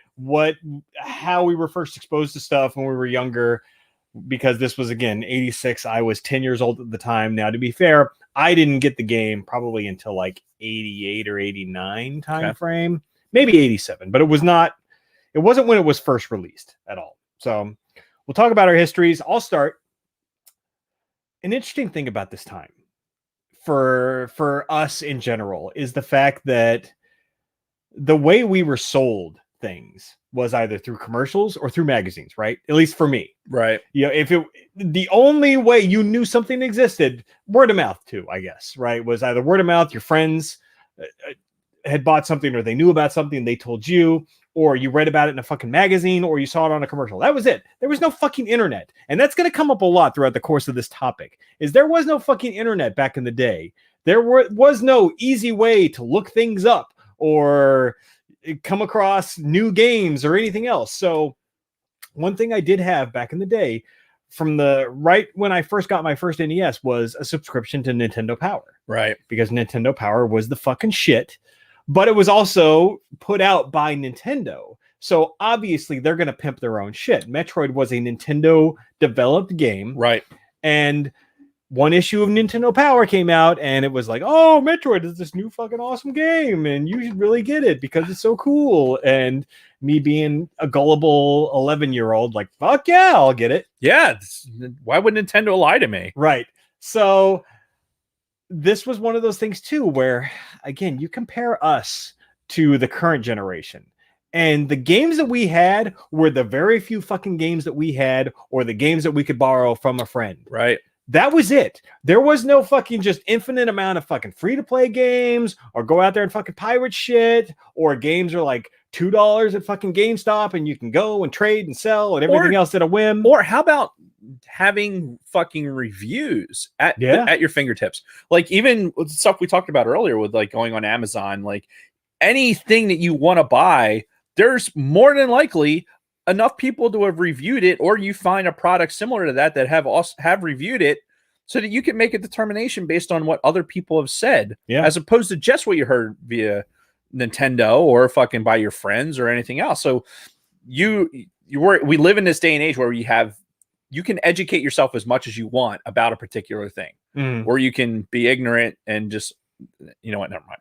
But yeah, 100% agree. Like just the rating system alone was like, wow, that's look at how 767 people said this is fun. This game's the fucking tits. So let's do it. Right. Yeah. So that flow of information just was not there, period. So one day I see a Nintendo Power there pimping up fucking Metroid, and it had been talked about quite a while, even after it had been released. One thing they would do in Nintendo Power is they would have their like top 10 games, and it was an ever-changing list. Every month it would change, but it was all the fucking Nintendo staples that were on there. It was always the Mario Brothers, the Zelda games, the fucking Metroid games. Right. So I'm like, God, this Metroid must be a fucking awesome game. Save up my 40 or 50 bucks or whatever, and I can specifically remember because my mom was going out. My parents would go out like on Friday nights or Saturday nights or something like that, probably just get the fuck away from the kids. Right. And I was old enough at that point as an 11-year-old to watch my fucking 6-year-old sister and 5-year-old brother. Yeah. Gen X, man. Because that's what we did as Gen Xers. That yep. was... We fucking made grilled cheese on the stove and fucking fed our siblings. Yeah, that's what we did. That was perfectly fucking normal back then, which is hilarious. Nobody was calling fucking CFS on you for doing that. Yeah. So anyway, and I can remember my mom saying, "Oh, you want anything from fucking Sears or wherever the fuck they were going?" I'm like, "Yeah, I've saved up this $40 from allowances, and I used to have a paper route back in the day, so nice. I had income from that." And I'm like, "Yeah, can you buy me this game called Metroid?" She's like, "Sure." She goes out, she fucking buys it, brings it back that night. I play it and I beat it over the course of a few hours, right? So I get it, I play it, I'm really into it. Now, again, this was back in the day, and we're going to talk about our current experiences with playing the fucking game now and no in-game maps and everything, but as a kid, when you're fucking 11 years old, you ain't got shit else to do but sit there and play fucking video games for hours. So, and we had those Rain Man brains where we could remember shit and all that. So, but I beat it pretty damn quickly, like over the course of, I'd say 6 hours. And I'm like, fuck, I'm done with it already. So the next day I went to my mom. I'm like, Mom, is there any way you could return this? Because I'm like, I already finished it. And she's like, no, I'm not fucking doing that. So, because, I'd spent all this money that I had earned up to that point on this game, and to finish it in a very short period of time, I'm like, well, fuck, that didn't give me the return on my investment I was hoping for. Right. So, but, she like gave me the Heisman, is like, no, go fuck yourself. I'm not doing that. So in hindsight, I'm kind of glad she did, because as we're going to talk about as we go along, there are multiple endings to the game, which I didn't realize at the time. So after she said, no, go fuck yourself, I'm like, well, fuck, I guess I'll keep playing it, because one thing I noticed after you beat it the first time, you respawn with like some of your power-ups that you had from before, like the ice beam and things like that. Right. So I'm like, all right, I'll play through it again, and then we'll get into what happened later, to the point where I got pretty heavily invested in it, which I have brought the Bible out today because I've brought this in previous episodes. This is this book that I've had since the 80s. It's a notebook that's got all of my old game manuals from my NES and Super Nintendo. It's got my Power Glove instructions, and it's got all of my old passwords and codes and everything else, because Metroid works on a password system, which we're going to get more in depth into later. But I just wanted to show Dave and the rest of the audience the pages and pages. Oh my God. And pages of Metroid passwords that I have logged in this old book. That's fucking insane. Yeah. What is 99999999999 KKKKKKKK? What does that do? I don't know. That was one of those old secret passwords. Like there's the old Justin Bailey password. If you type in Justin Bailey in the top and then all dashes underneath, that is a certain point in the game, as is the all nines and all Ks. Huh. So I don't remember, honestly. I should test that out at some point, which maybe we'll do that while you're talking about it, and I can throw on the Game Boy. But yes, the Bible has multiple pages of Metroid password entries. Fucking insane. So my mom saying no, basically, to me, got me to further dig into the game and start doing essentially early speed runs. right. of the game, because once I realized, oh, if you finish the game in a certain amount of time, you get a different ending. So I kept trying to beat it faster and faster and faster. Yeah. So that was essentially my experience. We're going to talk about more of it as we get into different aspects of the game, but I want to get into your history. This game, this is a word of mouth game for me, right? Mm-hmm. So I didn't have Nintendo Power. But the neighborhood kids had various games, and we'd go over to each other. Well, nobody would really come to my house, but I'd go to different people's houses and either overnights or whatever. We play Nintendo, and I mean, obviously Mario Brothers I had at home, so Mario Brothers wasn't really that interesting. But Punch Out, guys had Punch Out, and I was very invested. All of the quarters invested in fucking Punch Out in my local candy store. Oh, we're gonna have to talk about Punch Out as a whole separate episode. So this was always something so we sit down and I got to play Metroid. It was one of those rare times, because it's a single player game, right? And I'm sitting there and it's like, hey, nobody's playing. I want to try this Metroid game. And all right, whatever. So I throw the Metroid game in and I'm playing it for a couple hours, right? Let me just say this to kind of lead up to a lot of what's going to happen later. Sure. I don't finish games. Beating a game is it's something with my attention span that it makes it very, very difficult for me to go all the way through and beat the game, right? Now, this was true even back then. Because I'm like that now, but back in the day, I was the total opposite. Once I started a game, I had to fucking finish it. Yeah, I literally, I was one of those, I was an ADD kid, right? But we're Gen Xers. They didn't diagnose us with that shit. So they smacked you in the fucking face and said, or get back to it. Or you put you in the enrichment program for intelligent children and isolate you from the other kids because you're too much for the teachers to handle. Yeah. That's a whole nother story. So yeah, I got to play Metroid for a little bit. I'm like, oh man, I like this. I like this game. I like it's because you could control it more. You could go back. It wasn't a constant scrolling game. It was, hey, I can go through this map and then go into a portal that I couldn't open before and do other stuff. So, and because I wasn't a Zelda guy, I really this was kind of the first time for me where I'm playing a game like that. And we're going to talk about later. I was saying in the notes that we're going to talk about the Metroidvania, styling of games. But so I'm like, man, I really want this. This is a game that I want. So I started to make noises at home that are hey, what do I need to do to fucking be able to buy this thing?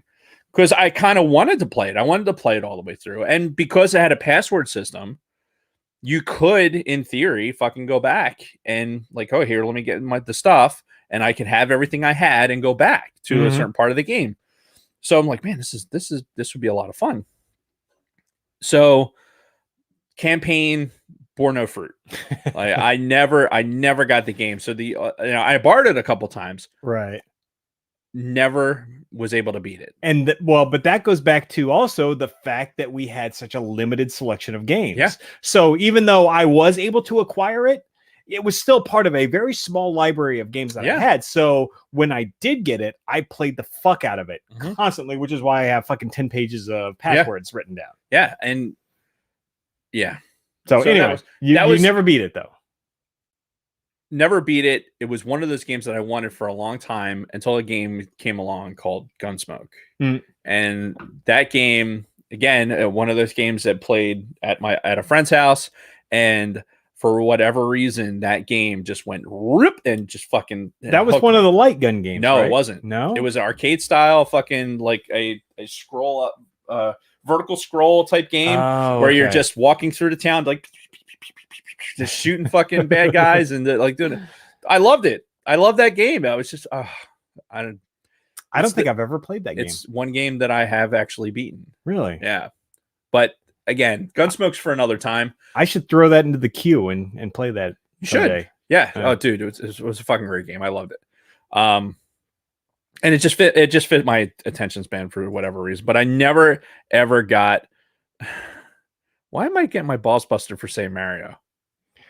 I wanted to say something when you first said it earlier, but I mean, I know you've always pronounced it that way, so it's just something I've accepted. It's a Philly thing. Yeah, I'd say it's a Philly thing, which it's probably the correct pronunciation, quite honestly, because we've got a lot of Italians in this area. It's me, Mario. Should I say it like that? But to be fair, like even in the actual Mario games, he refers to himself as Mario. It's a me, Mario. Right. Mario. Yeah, okay. Sorry. I know Marios. I know people named Mario, like real people.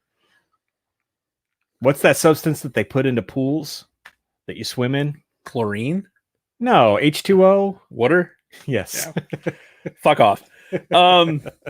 Anyway, that's it. That's my exposure to the game. We're going to talk about how this playthrough. Right. So yeah, again, before we deep dive into the rest of the gameplay, I want to talk about our most recent playthrough experience. So I fired it up on the NES Classic, but I also have a copy, which is why I brought the DSXL on the DSXL, because I was having so much fun on this recent playthrough that I bought it on the DS in the Nintendo eShop for the DS. $5, drop in the bucket.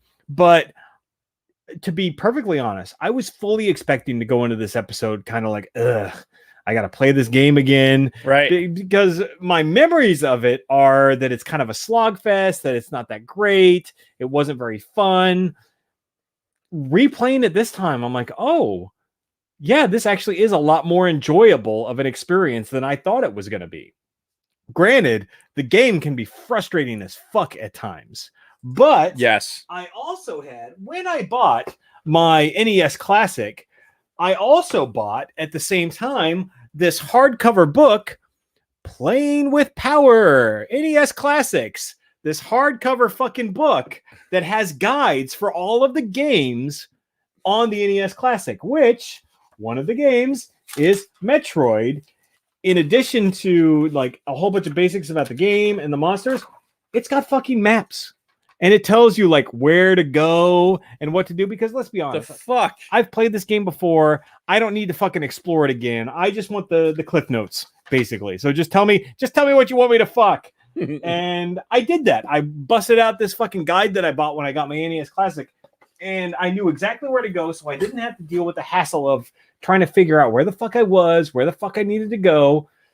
Which, I mean, to be fair, that's part of the genre of game. Yeah. Is that exploration part. Like you were saying, you go through a certain area, but then you got to backtrack once you get a certain power up. And then this new area unlocks, which I totally respect that.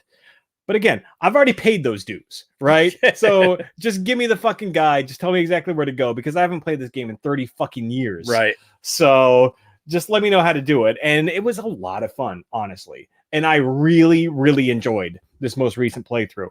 Although there were some issues that I had with it. First of all, no fucking angled shooting, which was super frustrating, right? When you're playing this game, you can shoot forward and you can shoot straight up, and that's it. You can't shoot down. You can't shoot at an angle up. That's it. There's the only directions are forward or up. Yeah. Well, that's all the D-pad had, right? Right. I figured the original NES D-pad was up, no, up or down. But I call bullshit, because if you play the original Contra on the same fucking console, you could angle your shots down into the left, back into the left, JFK style, or up into the right. This is true. This is true. So yeah, no, I call bullshit on that, but it was just something that they didn't program into this fucking game. So, but I didn't realize that at first. I'm like, as I'm playing, I'm like, fuck, I thought I remembered being able to do angled shots. Maybe it's a power up that you collect later. No, it's not. You just can't do it ever. Though you do eventually get the wave beam, which will hit the things like that are below you, because that's one of the frustrating parts. Like when you're running, it's a side-scrolling game, and if there's a creature on the ground, you can't angle down and shoot it. You have to hop over it. That's the only way you can get fucking past it. There's no way to fucking kill it. You get a little explosive egg. One of those. Okay, yeah, eggs. I guess you could do that, but until you get the fucking bombs with the ball, then you have to jump over the guy or wait for him to crawl up a wall, and then you can shoot him once he's on the wall. Right. So, but yeah, that was one thing I noticed about this. Oh my god! Wait till I tell my experience. I was like, oh my god! This most recent playthrough, I basically did in one sitting. Like I started the game and I beat it start to finish over the course of like 3 or 4 hours. Okay. Yesterday. So I fired up my NES Classic. I started rolling. I got the guide out. I'm like, okay, this is fun. This is good. And then I got to a point where, like I used to be back in the old days, where I was like, no, I'm going to fucking finish this. And I'm going to finish this today. So, I hammered through and I did it. And I posted a video in the Sidebar Cantina, the private Facebook group that if you're not a part of, you should really join. And it was a video of me completing the game. I had gotten to fucking Mother Brain, which, by the way, was a fucking pain in the ass boss fight. I died like 4 or 5 times before I finally killed the fucking bitch. And I filmed the ending of it, and I realized there was an ending that I had never seen in all the time that I had played that game. All these fucking passwords and everything. There was an ending of the game that I had never seen, that I didn't even know existed until fucking yesterday. So again, we're going to 35 years later. 35 years later. Hilarious. But yeah, that's something that we're going to get into when we start talking about the endings and the specifics of the game. But that was my experience with the playthrough. Overall enjoyable, to the point where I was willing to plunk down another $5 so I could have it on my DS. Right. So that was my experience replaying the game in 2021. So I chose this topic, right? Mm-hmm. Based on a memory of enjoying this game, which, okay, that's valid, right? Sure. 30 years later, 35 years later, whatever. So I'm like, okay, I have an NES Classic. I'm going to plug it in. This was yesterday, because I wanted it to be fresh. Or maybe it was Saturday. I think it was Saturday, actually. Lose time from the COVID shot. Mm-hmm. So I'm like, all right, I'm going to plug in my Super NES, or the NES Classic, but I still had that short fucking cable, that short fucking controller. Oh, right, because that was a problem with the NES Classic, was Yes. the controllers were on such a short cable. The issue, or the thing that I was able to deal with as far as that goes, is the controllers for the SNES Classic also work with the NES Classic, and their cords are much longer. Oh, no shit. Yeah. Yes. So if you have an SNES Classic, you can use those controllers in your NES Classic much longer. You can actually, sit a good distance away from the fucking TV. So we have an SNES Classic, but it's actually at my daughter's place in Penn State. She took it out there with her. So fail on my part. But anyway, so I'm like, what? So I don't necessarily need to. We'll get into that here in a second. Mm. So I have my, 36-inch fucking curved screen that has multiple inputs. Like, it's got this built-in KVM switch. So I'm like, what? I have an HDMI slot that I can just run the NES Classic off of into this HDMI, and I'll just sit at my desk and play it. Okay. Right. On a nice screen.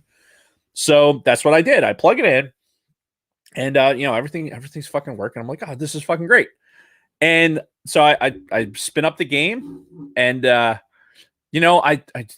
start moving. Like, so the game, when it opens, right, you're in between these like 2 columns, and there's 2 fucking bugs that are walking around. Mm-hmm. And I immediately go to the right.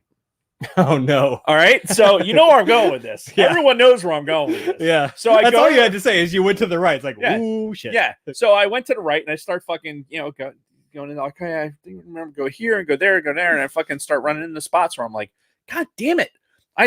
I got to a spot where, like, you have to fucking be in a ball. Yeah. I'm like, the down arrow is not working. Like, it's not going into a ball. I'm like, fuck me. So I'm like, you know what? It could be the controller. Maybe the controller's jacked up, because it's, it's an NES Classic, and I haven't played in a while. Yeah. So I'm like, you know what? I have Raspberry Pi.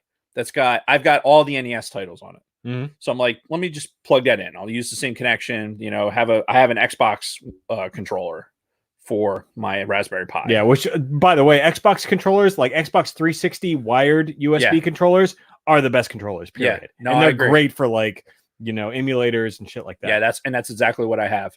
So, fire up the Raspberry Pi, and go boop, boop, boop, boop, go into the game and start playing. Again, immediately go to the right, and fucking the thing's still not making a ball. I'm like, it can't be 2 controllers. Like, it just can't be. Right. So I'm like, fuck it.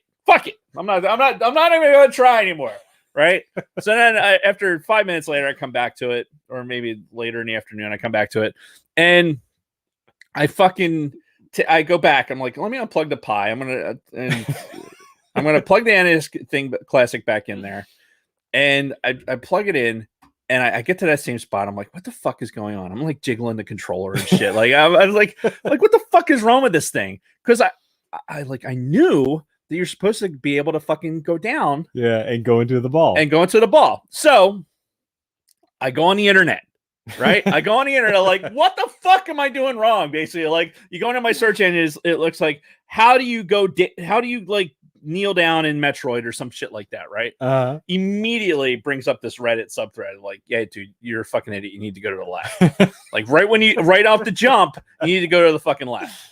And it's like right there. It is. It's right fucking there. But you don't go to the left. Who the fuck goes to the left? Nobody. You never start a game and you fucking go to the left. Like, oh my god, none of these fucking side-scrolling games you'd ever fucking start and then go to the left. And I don't remember that at all. Right. There was not a single neuron dedicated to the fact that I needed to do that. I just knew that you could go into a ball. Fuck me. Oh my god. And I guess that's the problem with the password system too, is because every time I played it subsequently after the first time, I was using the next password because I'd have more shit, right? Right. And you wouldn't have to go that direction for the ball. You'd immediately just go to the right and just start fucking. Yeah. So I'm playing this thing, and now that I know I can get into a ball, and I'm I'm playing it for a little while, and I'm not doing well. It's becoming very monotonous. Like, and you would think monotony takes time, but for me, it really doesn't. The way my brain's wired. Remember, I'm reading 3 books at one time right now, so my brain's not normal. So I was getting super bored with it, and I'm like pressing through. I'm like, oh, no, maybe I should go online and find one of the guides and fucking do it that way. Like, no, I'm gonna press through, and then fucking, I'm like, this is bullshit, right? So I hit. You sent me that thing over Facebook Messenger. It was the password generator, right? Yeah. I'm like, all right, I'm loading up the full fucking Monty, putting everything in there, fucking spawning in, and then like now that I have everything I need, then I'm gonna fucking go and I'm gonna beat this fucking game for the first time ever. No, I'm not. No, I'm not. I played it for another fucking like 45 minutes, and then I was super, super aggravated. And I'm like, if I get killed by one of those fucking, there's things that look like, I don't know, they look like bullets that kind of flap and then fly down. What the fuck are those things? They go, there's fucking things. I'm like, if I get killed one more fucking time, I'm done. I'm hitting the reset button. I don't give a shit. Right? So I did. I hit the reset button. I'm like, well, I'm in here. I've got this hooked up. I'm comfortable. I'm gonna play some Mario Brothers. So I got on there and I played Mario Brothers for a while. I actually went in and I played Mario 3 because of Lunar Girl's posts. I'm like, let me go back and look at Super Mario 3 and see if I just misremember it. And it's a fun game. I mean, it's an obvious upgrade from a couple years from the Super Mario Brothers. It's a huge leap from the original, like graphically, gameplay wise. Yeah, but I went back to Mario Brothers. Every time I tried to, and I started playing Metroid, I'd end up playing Mario Brothers. That's funny. Right. And honestly, that's the story of my life with Nintendo. Is I always go back to what I find comfortable. Even like when we're talking about the Game Boy, you talk about Tetris, Super Mario Land, there's certain titles those are the titles that I'll play. And if I have the opportunity to play them again, I will. Speaking of, on the Raspberry Pi, I scrolled past Gunsmoke and I'm like, oh man, I should play that. Yeah. Like, no, I'm going to get distracted. I need to do something for the show. So he got distracted playing Mario instead. I did. Yeah. Well, you know what? It's all for the greater good, right? Oh, yeah. But I did listen. I think if my attention span was better, or if I was fucking, home from school, on a sick day or some shit like that, then maybe I could push my way through it, because probably. Yeah. But at the same time, I'm like, I love the idea of this game, and this game started a shooter fetish for me.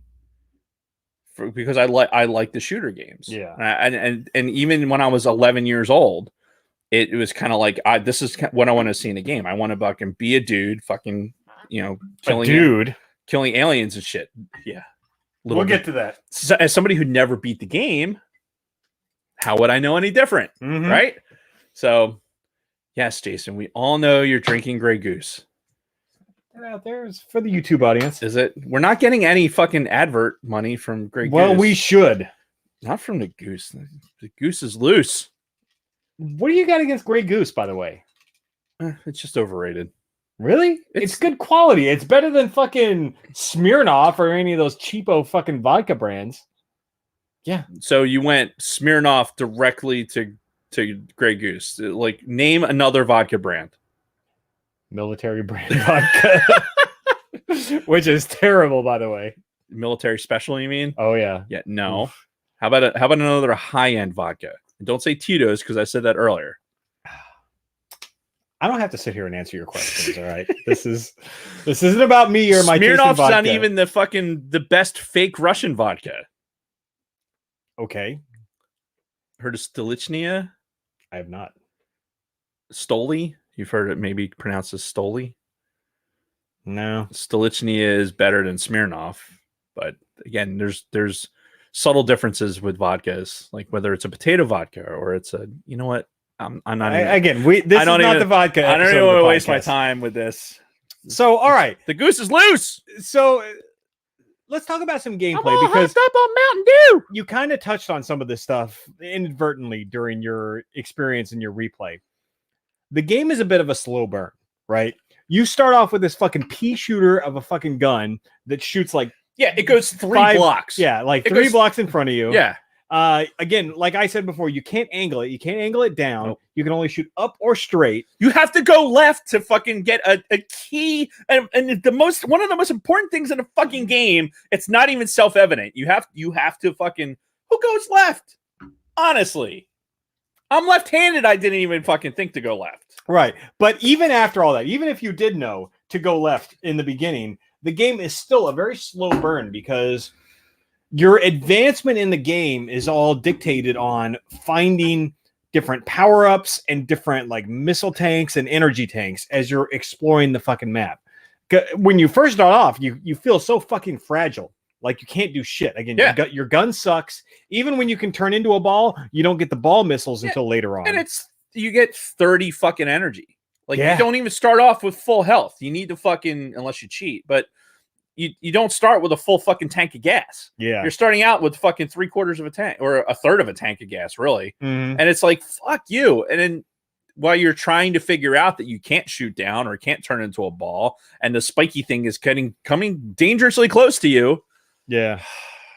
But, and we I kind of chose this topic. we kind of touched on it earlier. Ultimately, the whole game is predicated on the side-scrolling action, and you eventually explore. That's the big part of it, is the exploration. Where if Right. I didn't have this fucking map, it would have taken me hours just to figure out where the fuck I was, where the fuck I was going, where the fuck I had been. Yeah, because even in the very beginning, right, when you get into that one area where you have to start going up. Yep. Right. It feels like you're going up for several minutes. Yeah, forever. And I'm like, did I fall down and not remember? Because I keep having you're Mhm. doing that forever, and it's stuff like that my brain just starts going. You could be playing something else, Right. And right? the platforming kind of sucks in this because it does require a lot of dexterity and agility to be able to like jump and land on a certain part of a platform without hitting an enemy, especially as you get towards the end. If you make it to the end of the fucking game and you have to escape in a certain time frame and there are these little bitty blocks that you have to fucking jump on, just watch the video that I posted yesterday in the private Facebook group. You'll see Right. what I'm talking about. So yeah, it gets a little squirrely. The controls are not that great to begin with. Samus does not control very well. Mm-mm. But yeah, the whole point of the game is you're constantly exploring, constantly finding new power-ups, and then with some of those power-ups, you're able to unlock places that that you have to backtrack to. So much of this game is backtracking. Even with the fucking guide that I had playing through yesterday, there was a point where I got like way deep into one of the 4 major areas.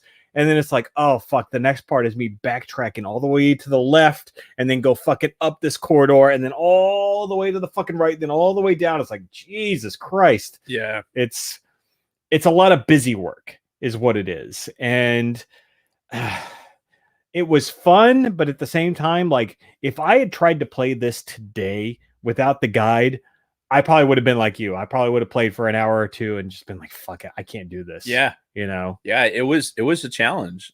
We're gonna, just And Dodd is talking about Super Metroid by far is a better game. right, and we're going to talk about some of the sequels. Yeah. But and just again, remember to all you younger folks out there, there was no fucking internet back in this day.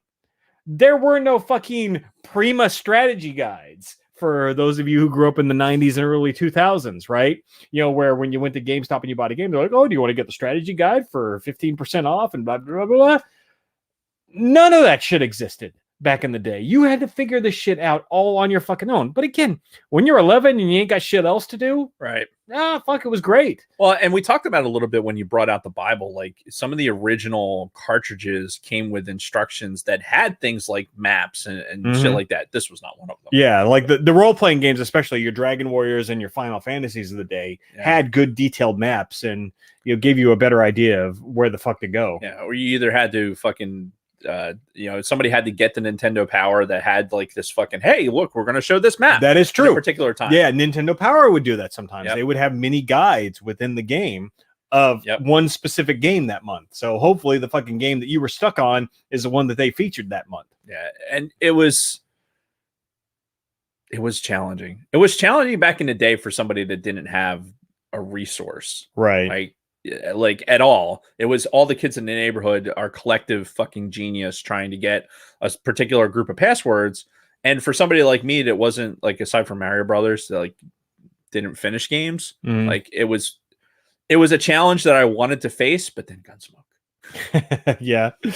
So you mentioned the Metroidvania genre, and this is something I wanted to touch on very briefly. And that's the fact that between the Metroid series and the Castlevania series, which we could go off on a whole tangent about those, it kind of created a subgenre of video games called the Metroidvania genre, which is essentially this 2D side-scrolling action game that has a lot of these shared elements: exploration,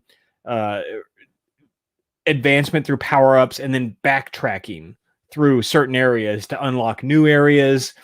And that's become a whole genre in itself. And if you hear somebody refer to something as a Metroidvania game, it's basically based on these early Metroid and Castlevania games from the original NES.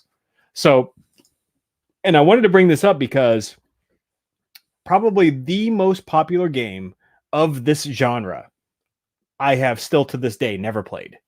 You want to take a guess at what that is? No. Castlevania Symphony of the Night for the first PlayStation. I did see that in the article. Yeah.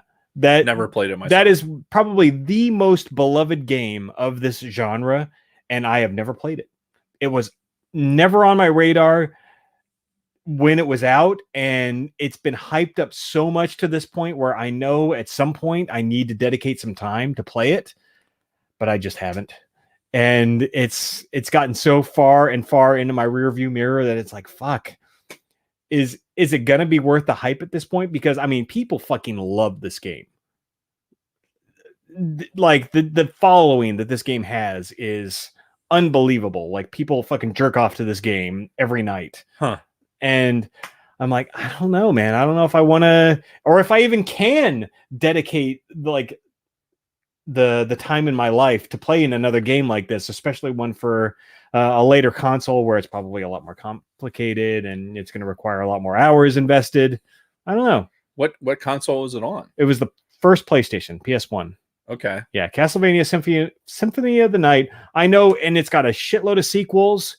And it's been ported to other consoles. Like you can probably get it on the PS3 as like a PlayStation 1 classic kind of thing. So I had a handful of PlayStation 1 games from Sitting Alert back in the day, like before we got the 7.5s in that unit.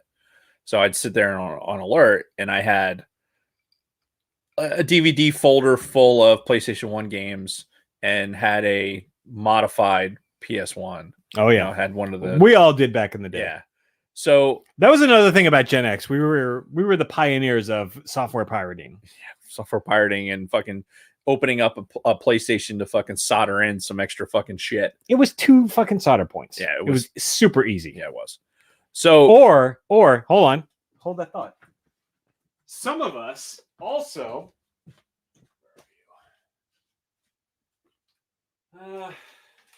riveting for the audio audience right now. Hey, listen to you bang around through shit. Some of us who had early versions of the PlayStation. Yep, that's the one I had. They came with this parallel port. Yep. There was a fucking mod you could just buy that you would just plug into this that would let you play pirated games. Oh no shit. You didn't even have to do the soldering or any of the shit. It was called the plug mod. Okay. And you would just plug it right into this parallel port, which is why they took it out in later iterations, and boom, play pirated games right there on your. I don't know if the one I had a parallel port or not. Depends on when you bought it. I don't even remember. Because at one point I went from I had one of those PS1s that was like had its own screen. Remember that one? Yeah. Like that was way later. Yeah, I had one of those for like going TDY and shit, but like the one that I had in the alert facility was like that one. Mm-hmm. And I've like one of the I'm really bad at this. I have one game that I enjoy playing and I keep playing it. Mm-hmm. So Rallycross was one of my favorite all-time games of that. And I fucking played through it to the point where I had fucking every fucking option unlocked and everything else. Because it probably would have been done me well to play like a Castlevania fucking game or something like that. But yeah, get in there, do some Rallycross racing, and that was enough for me. I could do that for fucking hours. Nice. Just hours. You know what racing game I really got into on the PS1? The first Ridge Racer. Did you ever play that? Ridge Racer. That sounds familiar. Ridge Racer. Oh, yeah. No, it was great. Loved that game. Played the shit out of it. Unlocked the black car and everything. Like, unlocking the black car was super fucking hard because you had to, like, beat the whole fucking game, and then you had this one final race against the black car that was super fucking fast. And the only way you could beat it was to use your rear view mirrors and to fucking keep yourself in front of him the whole time. Every time he tried to go left, you'd have to cut him off. Every time you try to go right, cut him off. That was rough. But I fucking did it. Yeah, those because I'm awesome. What's that thing? Never mind. So I digress. All right. So anyway, did you look at, or do you want to know the speedrun record for Metroid? I do want to know. This is something that I love to talk about every time we do a classic video game because I love the concept of speedruns, and it's something that I want to do. I want to get into myself, but it requires a time investment and everything else, which, I mean, we don't fucking have at this point in our lives. Yeah. This current speedrun record for any percentage using any kind of glitches or anything. Do you even want to take a guess whatsoever for Metroid? 20 minutes. 9 minutes, 19 seconds. Shut up. I actually pulled up a YouTube video. When I saw this, I'm like, get the fuck out of here. How? The thing about these games from the NES time is the geometry and the programming and everything. It's so easily exploitable where they can very easily exploit like certain parts of the maps to basically teleport yourself to anywhere. Case in point with Metroid, you know how it has the blue doors, right? You shoot it, the door opens and you can walk through, right? You shoot it, it unlocks, but if you don't go through it after a certain period of time, it recloses. If you position yourself at just the right point in that doorway, just as it's closing, you jump to where you're as high as you could possibly be. When it opens, it sticks you in that point. And then you can jump through the screen, basically.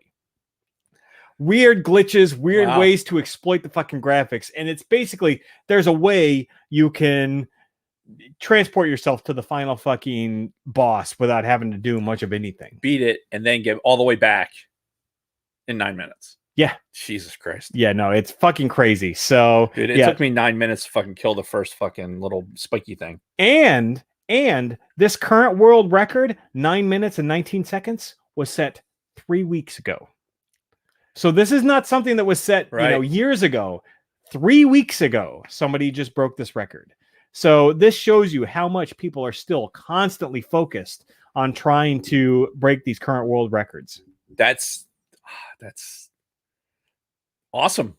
Yeah, That's no, fucking awesome. and I love that, honestly. Like, I fucking love the whole concept of speed runs and using these fucking exploits to just get to the end of the game as fast as humanly fucking possible. And the fact that they're still discovering new shit like this.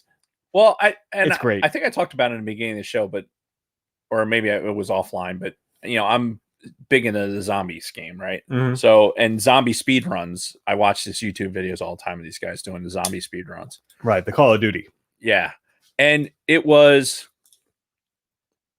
Dutch apple pie from Pie Day. That sounds delicious. Oh, and real quick, to Daniel in the chat, that is actually a topic that we're going to be talking about very soon. He mentioned Napster would be a good episode. Yeah, Yep. we're going to talk about the whole Napster, Kazaa, all that stuff. Yep. LimeWire, if you remember that. Oh yeah, I do. So indeed. that is a future episode topic for sure. Make sure nobody with any copyright issues listens to that episode.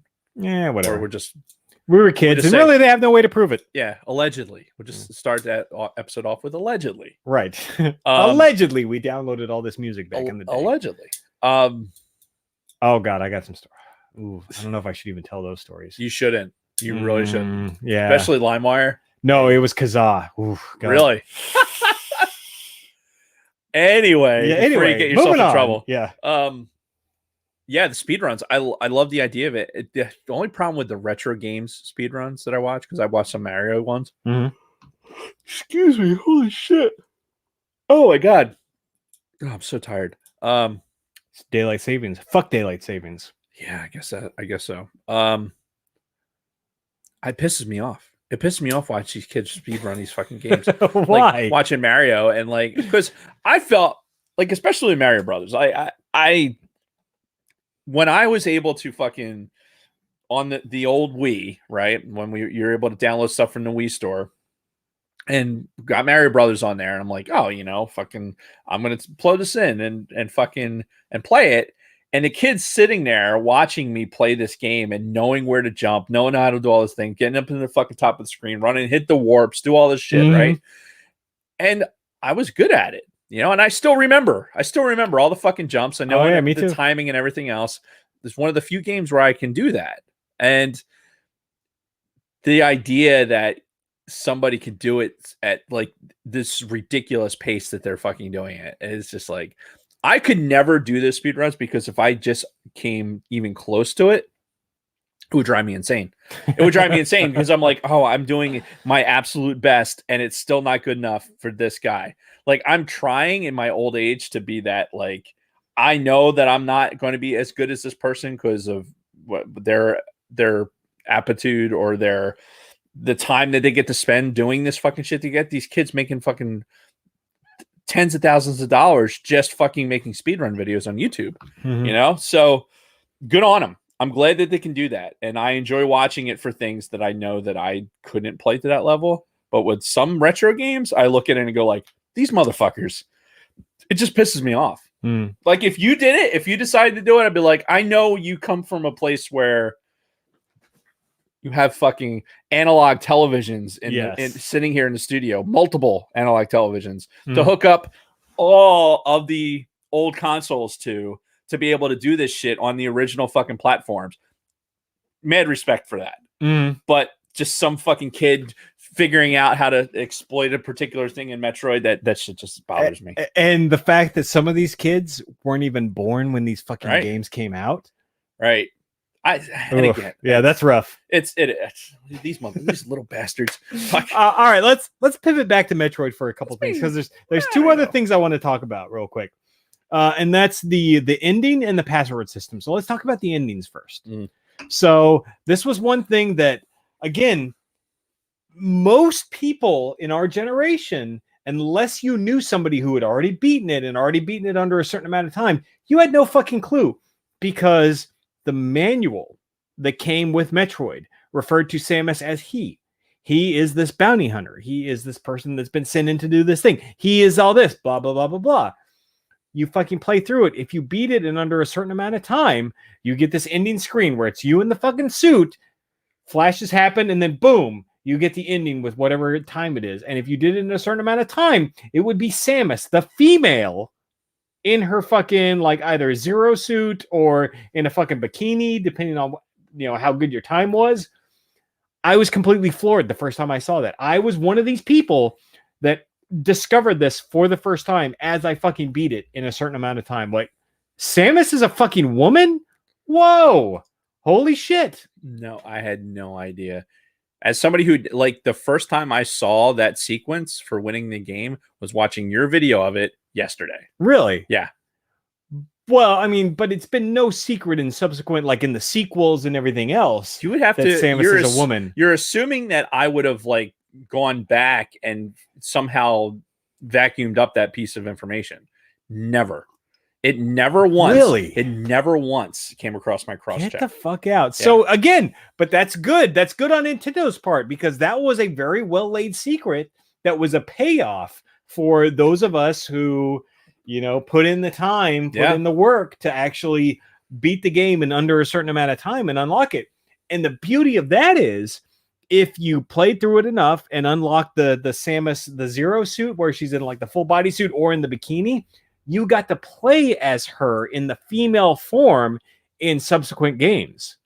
So you'll see like videos or whatever of people playing as Samus as the female fucking character with no fucking suit on because you unlocked that at a certain point. So, and that was something that I discovered even after it was like the second or third playthrough where I fucking discovered she was a woman. I played through it again and it not being the bodysuit that time, but it being a bikini because I like beat it so fast, which in doing my research, apparently you have to beat it in under an hour to like get her in the bikini. But I did it again and I did it on my own and I had no prior knowledge that this was an ending, but just through my perseverance and through my, subsequent playthroughs, I eventually unlocked it. So that was one cool thing that Nintendo built into this whole game was that replayability with the different endings. Yeah.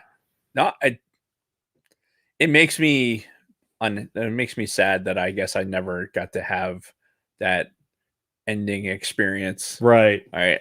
And I never will.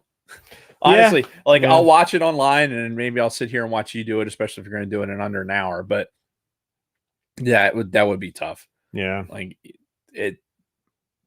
And that's okay. That's okay.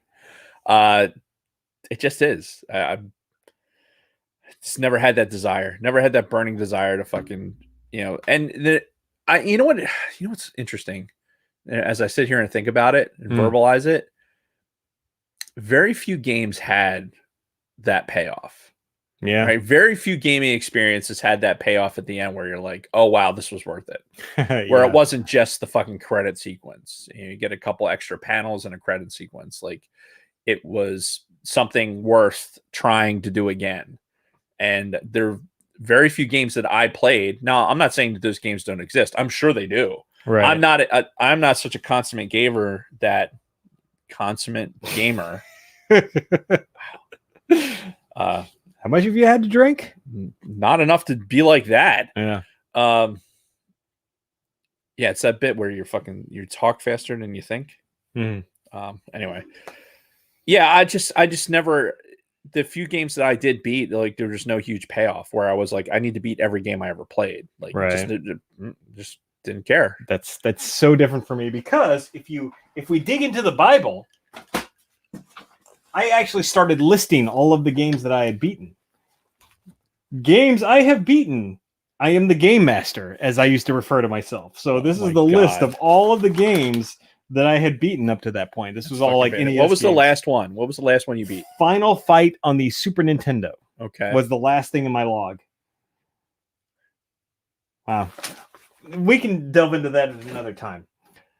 Last thing I want to talk about Metroid. Right. The password system. Yes. Right. So much like Kid Icarus and a bunch of other like the Castlevanias and stuff like that, Metroid used a password system because the technology had not advanced at that point to have like an internal battery system like you saw in the Zelda games or a couple other games. It basically had to rely on this password system to know where you had left off.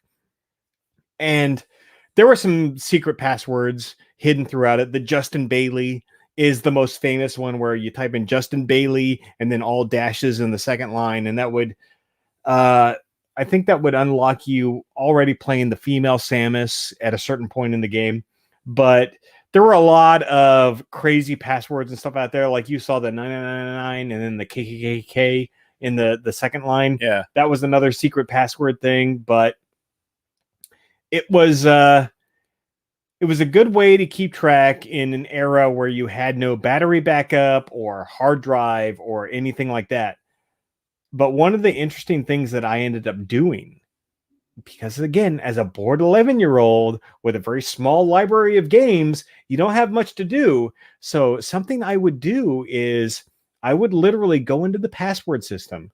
Like if you typed in a password and it was wrong, it would just give you an error. Right. And it would let you try again.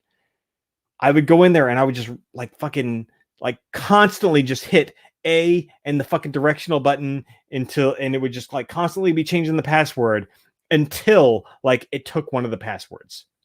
And that happened to me several times. Wow. Where randomly one of the random fucking passwords I would type in would actually be accepted. This random sequence of fucking hex code that you're putting in there. Yeah. With some magic would work magically. Yeah. And I got some weird fucking results from some of those. Like, because you have two mini bosses that you have to beat to get to the fucking last part. Right. It would be like all of the fucking last parts would be done. Like all of the gates to fucking Mother Brain would be destroyed, but I still hadn't killed the mini bosses kind of thing. Okay. That would happen with some of these random passwords that I would put in. So, and then I got to thinking as we were doing this recent playthrough in the game, I'm like, I wonder if anybody cracked the code on Metroid and the Metroid password system. Somebody had to have figured it out. Right. There's got to be some sequencing to it. Right. And then I Googled it. And that's when I came up with that website that you referred to earlier. Right. Which there is now a website out there. And it's called truepeacein.space. And that is a password generator for the NES version of Metroid, where you can basically select whatever you want in the game, whatever you want to be completed, however many energy tanks you want, however many fucking missile tanks you want. Right. And it will give you the password for that particular part in the game. And I tested it out several times yesterday on my NES Classic. And I'm like, well, what if I want all the missile tanks, all the energy tanks, but no fucking bosses beat? Boom. It generated a password for that. I plugged it in and it fucking worked. So somebody at some point cracked the fucking code on that. Because I did that too. I like when I mentioned before, I went back into it, unlocking everything. And yeah, I had unlocked basically everything. I'm like, okay, I'm in God mode here. I should be able to fucking get this to the end. No, couldn't do it. And Frederick Martin mentioned in the chat, the Metroid system could be considered the first open coding. Hell yeah. Yeah. And I don't know how much people had exploited it back in the day, but it's all open now. Like all you have to do is Google it and that website will come up. I'd love to see the lines of code that make that fucking work, honestly. Yeah. Which is why I was so disappointed when I opened up the Game Genie book, because you all remember the Game Genie. Right.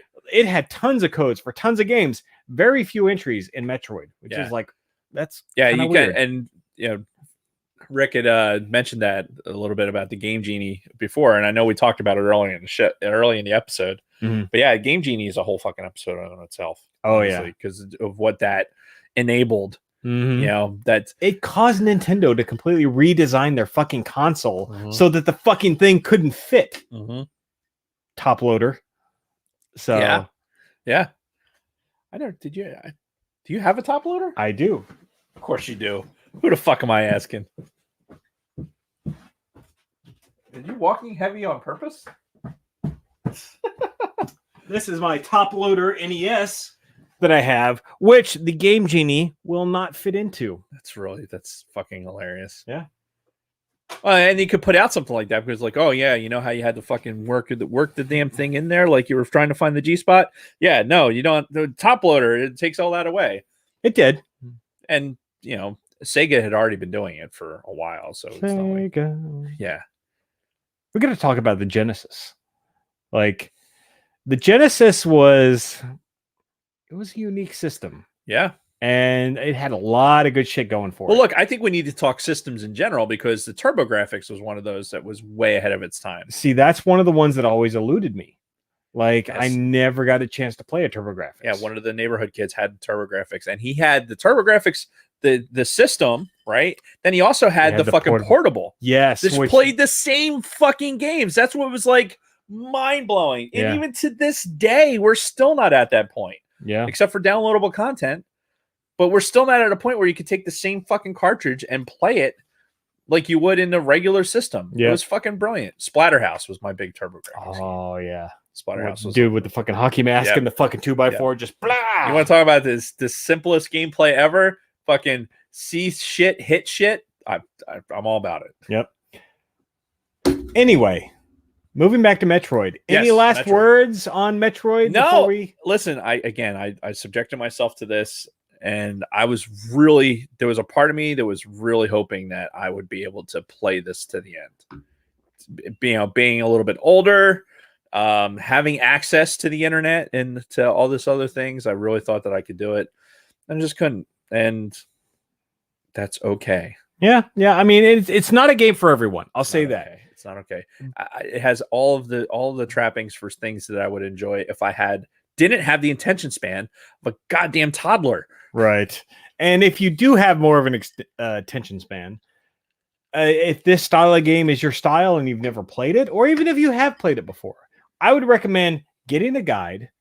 You know, just have it tell you where to fucking go. Just tell me what you want me to fuck. All right. And just do it because it's actually still pretty rewarding. If you go into it fucking cold turkey, you may end up like Dave and just immediately go to the right and completely miss the fucking ball right there on the left. Like, not only did I forget to go to the left on one gaming system, went to another gaming system to play the same shit, which, by the way, Raspberry Pi, I know it's like it's been out there for a long time. Oh, yeah. Like these emulators been around for a long time. Yeah. But it's still... It brings a smile to my face that I have this fucking box that's like this big, right? Mm-hmm. I can fit a Matchbox car inside it. And it has a little fucking micro SD card. It has basically every game you ever could think about in your childhood. Yeah, up to and including like the year 2000. Yeah. It's just mind-blowing. Just mind-blowing. And because I was scrolling through it, and one of the guys I work with in the 10 Squadron, he like I'm fully capable of setting that up, but lazy and didn't want to do it. Yeah. So I just bought it and gave it to him and said, hey, dude, because he was setting them up for people. It's like, hey, could you set this up for me? Uh-huh. And mine's a very generic one, right? You know, it doesn't have a power button on it. You know, it's just a fucking USB ports, a fucking LAN jack, yep, HDMI cable, Bob's your uncle, right?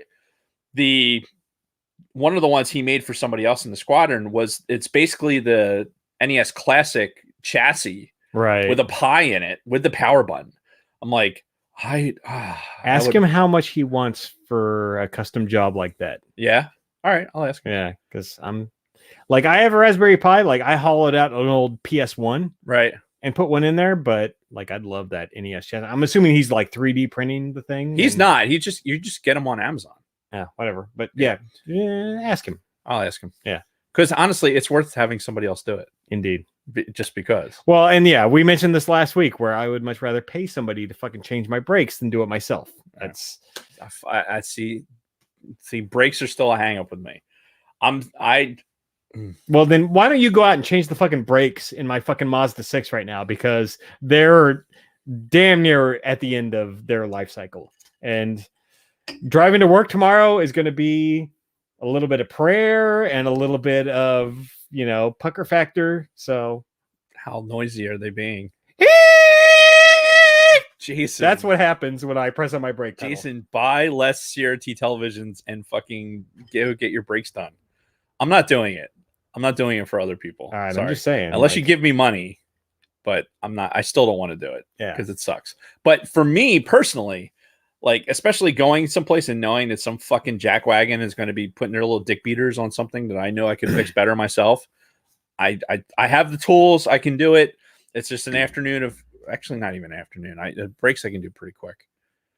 But what do you charge? What are your fees for changing brakes?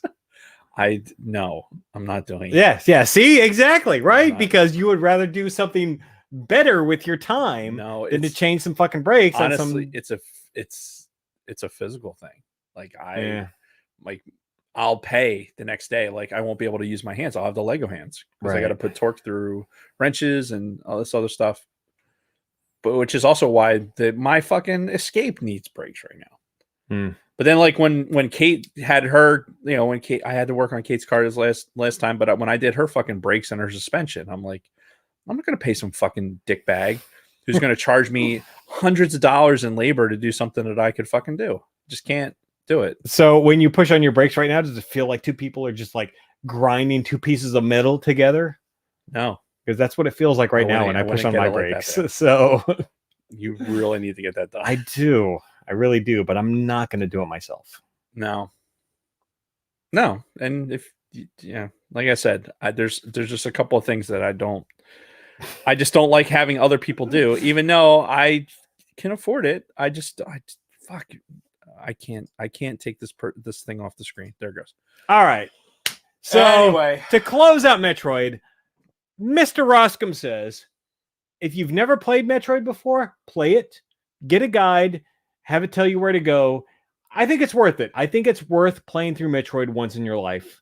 Dave may not have the same opinion. No, do it. Like it's so accessible now, right? Yeah. To me, even with my negative experience, right, and doing whatever, like I still recognize the game. It's like it's one of those early gameplays that I think develops into a lot of what we enjoy now. Yeah. Like without that game, do you get like some other good titles that have similar fucking movement and shit like that? Probably not. I mean, fucking think about it. 1987 when this came in the States, or 86 when it came out there. It was like, hey, they were doing things at a mainstream level that maybe other games had that nobody knew about, but this was like one of the first mainstream games like this. Just cup and tickle. Yeah, I would definitely, if you have an NES Classic, you have this title, so play it. Play it, but get a guide, go online, find a guide. Yeah, don't finger fuck your way into like throw trying some to passwords in, because you're just going to go through pain that you don't need. Yeah, you won't enjoy it, but all that shit's out there. It's accessible. Fucking go and have fun. Like that NES Classic, there is a lot of games that aren't worth being on there. In my opinion. Yeah. Oh yeah. Well, yeah. There was a licensing issue and everything else. Well, let's face it. Like, not getting into too much about the consoles, but that NES Classic when it came out was such a hot, it was such a hot item. Like getting one was, if I wouldn't have one if my fucking mother-in-law didn't work at Walmart. Oh, like, I think I told the story when we were doing All Things Star Wars about the night that I fucking waited in line. Mm-hmm. I was the third or fourth person in line. The guy gets there at GameStop. He's like, we only have one to sell. So I'm like, motherfucker. Insane. But, yeah. It was insane. Yeah, it was crazy. And now you go online and get one for like $35. Yeah, you got to make sure you're getting a legit one though. Oh, really? So, oh yeah. I just did a quick search. I didn't really look because I have one, so I don't have to. Yeah, no, you got to make sure you're getting an official one, because people are putting pirated versions out there, and it's not the same thing. So it doesn't work. It works, but it's more like a Raspberry Pi kind of thing. It's not the NES Classic. So anyway, just be cautious. But yeah. Don't be afraid of those Raspberry Pis, though. I'm like I said, emulators have their place, and they do. The idea to be able to plug in a USB controller and have it set up, and they are pretty fantastic, especially for certain games that are like so fucking rare that if you try to get them legitimately, you're paying out the fucking ass for them. Gunsmoke. Gunsmoke's one of those games. It wasn't that popular, and the only way I found to be able to play it was on an emulator. Right. Just let's put this to the test. All right, let me pull up my eBay app. Okay. Jason live on the air is going to bid on something smoke that he doesn't need. NES. I'm just let's see. Excuse me. The Lunar cheapest. Luna Girl did her breaks once in her life, and then I met Dragon Buddy and never had to do them ever again. Nice. Good That's job, the way it Dragon should Buddy. be. And I should find that man in my life that will change my breaks for me. Hey, Dragon Buddy, find Philly Dave 75 on the Xbox and friend me so that we can do some zombies. Yeah. $30 is the cheapest version you can find for the actual cartridge. The actual cartridge. That's not bad. Yeah, it's not bad. There's some that are like way more expensive, but again, it wasn't a popular title. No. And like look up fucking Snow Brothers. Snow Brothers is a game that Kristen will sing the fucking songs of, right? Which nowadays, like $70 minimum is what you're going to pay for a fucking cartridge of that. So, wow. Yeah. Next week, we're doing a movie. Yes. The month of M continues. That's right. And I think this is a very relevant movie. This is a movie that we'll get into more details later on, but I've seen several times. But I'm really looking forward to watching it again because I haven't seen it probably in about 30 years. Nice. I was supposed to bring something, wasn't I? Your laptop, which you did bring, and I have a USB drive, all right, which we will plug into that laptop. Because next week we're talking about The Money Pit. Yes. And I for Gen Xers, I think this is so relevant because most of us at this point have probably bought our first house. I bought my first house 5 years ago, 6 years ago. Right. And yeah, that whole concept of the money pit, the house being a constant money pit, is no fucking joke. We'll get into it in more detail next week. This is all wrapped up in my fucking current stimulus money and all of that other bullshit. The Money Pit, the Tom Hanks and Shelley Long vehicle. Yes. We will be talking about next week. And yeah, it's not only is it celebrating its 35th anniversary, much like Metroid, but oh my God, for Gen Xers like us, but it's so relevant. You know, what's funny is it's something that like you probably saw as a kid because your parents were watching it. Yeah. And you listen to your parents go like, oh my God. And like sharing that experience. And you didn't really think about it until like the first time you have to drop $1 into your house, like which is about 30 seconds after buying the first house. Yeah, literally seconds after buying it. Like when you go to buy your trash cans, right? Because that's the first thing you buy is trash cans, right? Which I have great trash cans. The one I bought when we bought our house 16 years ago, still have. Nice. Still fucking kicking. One of my recycle cans lost the fucking wheel, and now it's like a big pain in the ass. Yeah, but we got our recycle cans from the town. But yeah, The Money Pit is one of those movies where it suddenly becomes relevant in your elder life, where some Gen X movies just do not. Right. Some of those are so ethereal that it's like, oh, I don't live in this fucking town in LA that has fucking dinosaurs in their libraries in the high school that I can't relate to their fucking life issues. But suddenly something like The Money Pit, absolutely you can. Yeah. Absolutely you can. So yeah. So next week we'll talk about Tom Hanks, Shelley Long, and that German dude from Die Hard. That's right. In The Money Pit. And it's going to be good. I think we're going to have a good conversation. And I encourage our listeners to pre-watch it. Yes, please. Be a part of the discussion. Be it like, because what I want to hear as part of the chat next week is I want to hear people's experiences. Oh, yeah. We're going to tell stories about fucking bullshit house things. Oh, God. Or bullshit house things that our friends have run into. Fucking 2 hours worth of stories easily. But we want to hear from you. We want to hear what your stories are for your money pit experiences into your home, and we will exploit them for our own benefit and laugh at your misfortune, which we fully expect you to do with ours. Yes, hence why we do these things. Indeed. So that's it. That's it. All right. We're gonna do social media. Social media at Gen X POV everywhere. Including Twitter. We do have a Twitter account, by the way. I think that was unverified the last, but we do in fact have a Twitter account. Yeah. I don't have a Twitter account myself, which is fine because fuck Twitter. Yeah. But if you're interested, we don't post on it either. Like, so you could follow us and we'd love it. Thank you. But I don't think our social media director is posting out on Twitter. No. And we really don't need to, honestly. Yeah. Instagram. Instagram. That's where it's at. Instagram's the place to be. If you're going to be on the Facebook find the Sidebar Cantina. I mean, we have a page and everything else for the show, but the Sidebar Cantina is where we spend our time, have fun, daily content from everybody that's in there. Like, so think you have to answer some questions. If you just search for the Sidebar Cantina, it comes up as a Facebook group. Answer a couple of questions. We'll probably blindly let you in. Yeah. And then get in there. And as long as you don't look like a suspicious account, like if you weren't just created last week, we'll probably let you in. Probably. See, I think Jason's actually, that last drink was probably the right mix. That was it for you. Yep. And now we're cutting off. So yeah, at Gen X POV, go find our friends, the Escape Pod.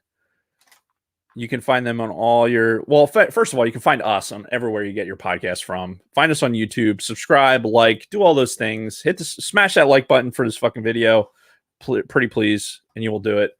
I'm gonna make Jason hold that sign up the entire time. Follow our friends at the Escape Pod. They go live on Wednesday night. They're doing Boondock Saints. Oh man, look, what a movie for upcoming St. Patty's Day, and for all those that partake. Happy St. Patty's Day. Be safe. It is amateur hour, so plan accordingly. If you're out on the roads, be safe out there. Apparently, there's a Dave Martin versus Jason Roscombe wrestling vid coming out soon. Oh, we didn't even talk about that. Yeah. So Bronco Fett, he in one of the current wrestling games. There's create a character modes and everything in these pro wrestling games. And he created you and I in this game. Yep. And I got to say, he did a pretty fucking good job. Yeah. Though you didn't do the full goatee with Dave. Like, I think they did you clean shaven, which... yeah, I think it might have been clean shaven. But yeah, then you had I don't really have a goatee. It just looks dark. Like, you need to give Dave some scruff. But otherwise... fucking phenomenal job on the create a character. And they did, not only did they create us and they pitted you and I against each other, which we never heard the results from that, but they also Bronco Fett and Orange Jacket Guy created themselves, or Bronco Fett created him and Orange Jacket Guy, and we did a tag team match where it was you and I versus those two, and apparently we were kicking the shit out of them. Well, I mean, like come on, really, just look at us. I'm not gonna do that. But I do have reach and weight on you, so we have that. Sure. Although look, we weren't all genetically gifted, all right? Like, some of us have to overcompensate in other areas because God was not kind to us. That's fair. Because God decided to make us 5'6" and small with a big gut, and we have to just you don't have a big gut, asshole. I used to. I run this joint with a big gut category. Anyway, on social media, go to find the Escape Pod guys. They're doing Boondock Saints. This is how we started that. Yes. Which, if you haven't seen that movie, holy shit, what a fucking get fucking if you can get fucking high and watch it, or just get fucking shit faced and watched it. It is a drinking movie. Oh yeah, it really is. It was a TDY movie. Yeah, it was. That's what it was, man. Every time I was TDY or on a fucking deployment, that would be on somewhere. Yeah, like somebody would have that fucking movie playing. Yep, and it was fucking crazy. And I can never get over the fucking Willem Dafoe dressed up as a fucking female prostitute at the end of that fucking movie. It's spoiler alert! Damn, you're telling people to go watch this movie. I know. Anyway, so yeah, we're both at 6 foot 200 pounds. So he underweighed me by about 80 pounds. Well, I appreciate the upscale for me. So yeah. Anyway, Escape Pod, the Use and Abuse podcast, which the Escape Pod and the Use and Abuse pod are both in the chat today. They are. Go and Scott and Kim, they've been pretty active too. Yeah, in their live streams and everything. They just did an AMA episode recently. Go out there, subscribe to both of them. Yeah. Find Swede Studios, because he is working on a music thing. Although I don't know what he's been doing. He's always working on music. He's always working on something. He's always got something going on. Yeah, he does. So, time to Call of Duty soon. See, I'm not a Warzone guy. We'll be talking about that later, but I'm not a Warzone guy. Jason has to pee, so I'm going as long as I possibly can. Yeah, used and abused. Escape Pod. That's who we care about. We care about all of you. Do we even care about them, really? We care about all of you that are in the chat. Thank you very much. Tell your friends. I care about myself. And that's about it. Go to podbelly.com. They got a bunch of stuff on there too. And you will do it. Yeah, that's it. That's all I got. All I'm right. sure there's something else I'm supposed to be saying, but he's trying to drag it out as long as he can. I can. I have to piss. I've had 4 vodka tonics, and I'm ready to explode. Thank you, everybody, for watching us live today. I've noticed we've had a pretty... What did you just do? What did I just do? You knocked the cameras offline. Oh, fuck. Oh, wow. That was crazy. Yeah, I watched the cameras go blank. I'm like, well, I guess we are done. Yeah. Anyway. Again, thanks everybody for watching. We've had a pretty high number of viewers tonight. Thank you everybody who's downloading the audio episodes. Please go to iTunes, leave us a 5-star review. If you leave us a review, we will read your review verbatim. Yep. You can say whatever you want. You don't even have to talk about the show. Say whatever you want in that review. We will read it verbatim here on the show. And yeah, share the podcast. Get it out there because we're still trying to grow. We're still trying to expand. And we need you. We need you. Yes. So help us out, please. And thank you. And go to TeePublic. And buy our merch. Because we got merch. Yes, we got merch. Which That's what I forgot. I knew I was trying to figure out. See, I was sporting my I had to put my Mars Perseverance shirt on today. It's a good shirt because I wore I was about to say Escape Pod. I wore my Gen X POV t-shirt last week. Mm-hmm. So look at last week's episode. You can see what one of them looks like. Yeah. You can be in the Sidebar Canteen and see what all our fans are wearing from TeePublic. Go to teepublic.com and search for From a Gen X Point of View podcast. That's the easiest way. I'm sure there's a direct link. I don't remember it. I'll put it in the notes. It should be written down. It probably is, but I don't do notes and I don't read things. So there you go. That's what you get. Yeah. It is TeePublic, right? Didn't I say the wrong fucking right? You company? said Teespring last time. It's and TeePublic. That was incorrect. TeePublic. Buy a shirt. Buy a fucking pillow. Do things. And then bite that pillow. On Jason's side, though, I don't enjoy being bit. Like seriously, yeah. I'm being serious. I don't like it. TeePublic.com. Yeah, I don't. What is with that? I don't know. It's a chick thing. I think they like to bite. Yeah, then that's what. Yeah, they bite in places that aren't supposed to be bitten. Right. Like stay the fuck off of there. What the fuck are you doing? Yeah. Oh like, yeah. That's gonna leave a mark, and it's gonna hurt like a motherfucker too. Well, that also. Lunar Girl. Thank you, our social media director. Who is saying post our merch selfies on Insta. Please. I just lost a video feed again. Yeah, no, whatever. All right, it's probably a good time to end this then. What is happening? Having trouble connecting. It's probably me. No, it's you. Is it me? Yeah, it's your fucking laptop. Whatever. Anyway, it's time to go. Time to say goodnight. Close us out. All right.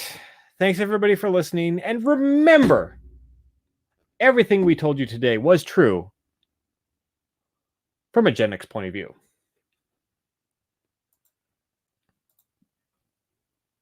Okay, now what do I click? Jesus Christ, I gotta piss. Let me export this. Here we are for the post show. Post show for all you bitches. They gotta be bitches. All right, I'll be right back. Oh Jesus! Oh God! Oh God!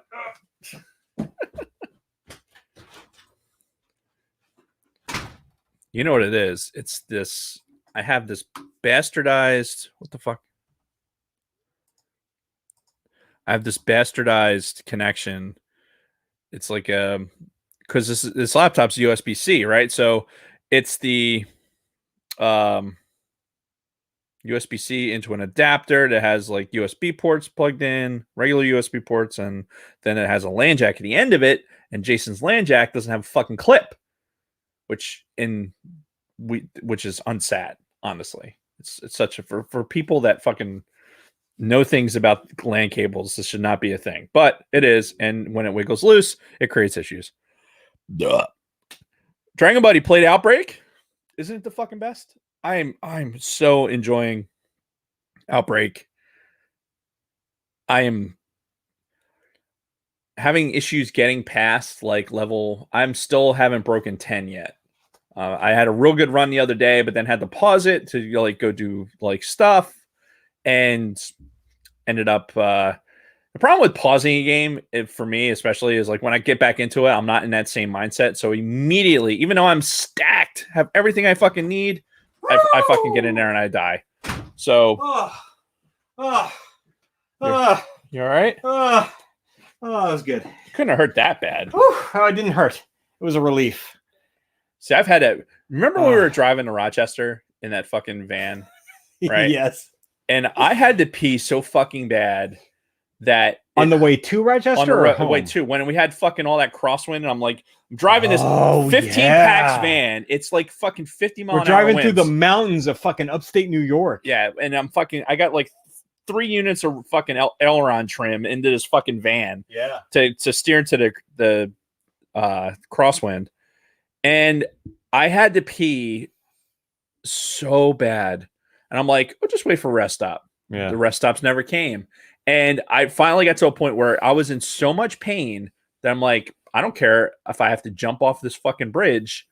I'm stopping right now. You were talking about like pulling over on the side of the road at one point, weren't you? And we did. We did pull on the side of the road. That's because right. Otherwise I was going to have a medical emergency. That was the one with you, me, John, and Tim, right? Yep. And Liam? No, just us. Just the 4 of us? Mm-hmm. That was such a weird trip. That was for you. It was perfectly normal. Well, that was during my introvert phase where you know I was still trying to feel out everything. And I have this vision of Jason sitting in a bar, right, while the rest of us are enjoying ourselves, and Jason's sitting there just like. Well, I was the designated driver, first of all. Well, you originally weren't supposed to be, but it turned into that. Yeah. Because we gave you the keys to the van. It's like, you're not having any fun. If you want to go back, you can. And he did. Well, because for me, it takes a while to get comfortable with new surroundings. Sure. New people, new environments. Because you didn't drink enough. That's really what it came Well, I wasn't a drinker at that point. Right. Like, I did not drink at all. Like, from about like 2000, 2001, I stopped drinking because I talked about it on the show. When my friend Rob died, I became like a super fucking alcoholic. Right. And I got to a point where I'm like, I have to fucking stop this. Right. And I did a complete 180 where I went to like no drinking whatsoever. And I did that for years, where I didn't touch alcohol for years. Right. Up to the point where I joined that fucking squadron. Yep. And then you motherfuckers turned me back into a fucking alcoholic. I was still resisting it at that point because I was still so new to the squadron at that point. Yeah. Meanwhile, we're playing fucking beer pong in some radio stations college bar. Yeah. We're playing beer pong and fucking playing pool, and Jason was not having fun. No. But again, it was a different time for me. We played golf too, and Jason didn't want to play golf because Jason doesn't like golf. Well, it's on the Wii. There's a whole story to that as well. There's a great one of my favorite Jason Roscom lines came out of that TDY. The cheeseburger place with I'm not racist. Yes. Yes. The guy who says basically nothing the entire TDY suddenly speaks up from the back of the van. Like, you know, I'm not a racist. I have several black friends. Like, oh fuck, this is gonna be great. and then proceeds to say some outlandish shit. I wouldn't say it was outlandish. It was fucking outlandish to us. All right. For somebody that had said more than 15 words strung together the entire TDY, and then suddenly he fucking comes out with this shit. Especially us being fucking hungover and or in some state of drunkenness. Right. Like, it was just fucking hilarious, man. A story for another time. Yeah. Rochester, New York, man. Who would have thought? It was I mean, I enjoyed myself. It's actually, and I've been up there many times since then for work and for personal reasons. It's a good town, man. It's a pretty cool place. You would never believe this. The barbecue in Rochester, New York. Oh yeah, best I've ever had. Period. I will not be so bold as to make that statement, but it is. They have a really that one place by Harris, the Dinosaur. Yeah, that was fucking phenomenal barbecue. It was good hangover food too. Yeah, I mean that's because we had a class that we frequented out there, so that's why we ended up in Rochester, New York, of all places, for the Air Force. But like a dog that I actually adopted, we picked up there, just a few years ago.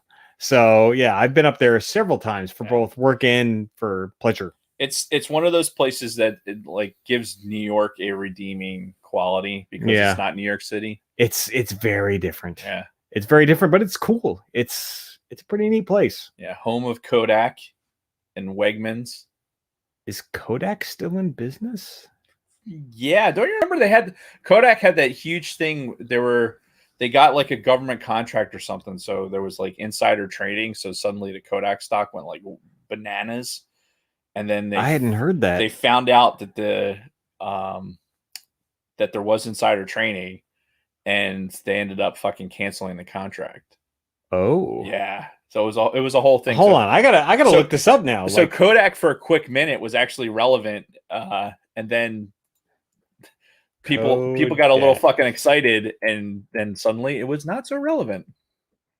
I'm gonna pee while you're looking that up. Yeah, like honestly, like Kodak was huge back during our days. Oh, yeah. But at the same time, like I haven't heard of that company in fucking a decade. From a family of photographers, like we grew up with a dark room.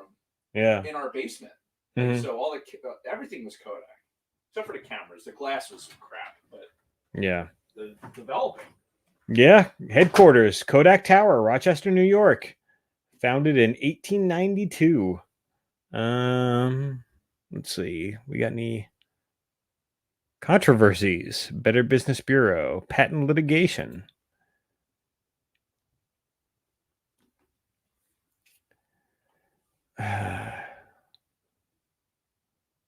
Nothing since 2011 as far as like anything interesting. The launch after 2 years in development, Kodak has quietly launched its on-demand photography service, Kodakit, offering one-tap photography service in 92 cities, 37 countries in early 2016. The launch was formally announced in January of 2017. I haven't heard shit about that. So, yeah, Kodak to me is fucking done. Did you find it? Yeah, they mentioned a couple of things about Kodak. I'm looking at their Wikipedia page. The last relevant entry was from 2016/2017. No, it was Kodak. Super recent. Hang on. Kodak. It ain't on Wikipedia then. Well, it's Wikipedia. If you pay them $1, they'll probably update their information. Kodak. I ain't paying them shit. Stock scandal. I'm just gonna flex real quick for the crowd. I have been noticing. You know what I've been noticing in all of my time in the gym and everything, where I'm actually noticing real development is in my fucking back muscles. Oh yeah, in my lats and my back and everything. Like if I flex, I can feel muscle and flesh there that has never been there before. I'm like, whoa, that's fucking weird. But it's kind of hard to see. I don't know.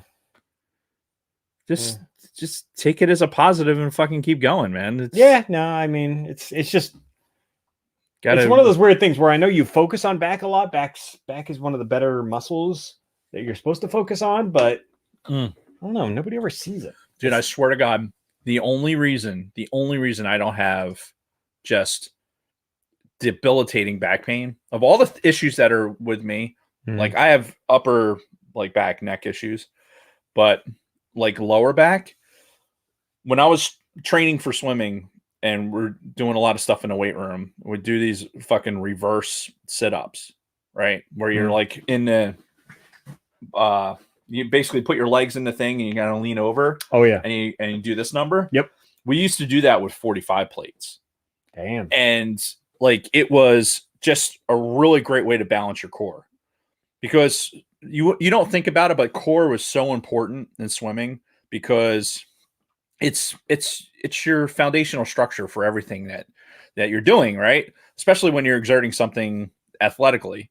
So you need to have a good core. You can't, like, unless you're fucking John Kruk or Babe Ruth, you're not going to walk around with a gut Yeah. and fucking be at peak performance, right? Mhm. So especially those days, like, having a good core and then balancing that core, that was something I was really cognizant of when I was like working out a lot, especially swimming competitively and everything else, was balance.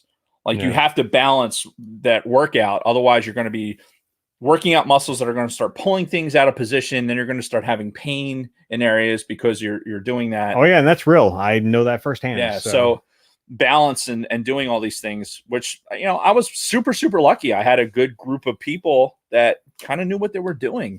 So when I was doing these things, I had a lot of good input. And unfortunately for me now, with a lot of things, like, Dave is always trying to make state, right? So, like, when I'm in the pool, I'm still trying to swim like I'm trying to swim competitively, which is fucking retarded. I know it is. But I have to get back in the pool. I have to start, because it's my best cardio. Like, it is mentally my best way to fucking do cardio. Sure. Is in the pool. And it's less impact.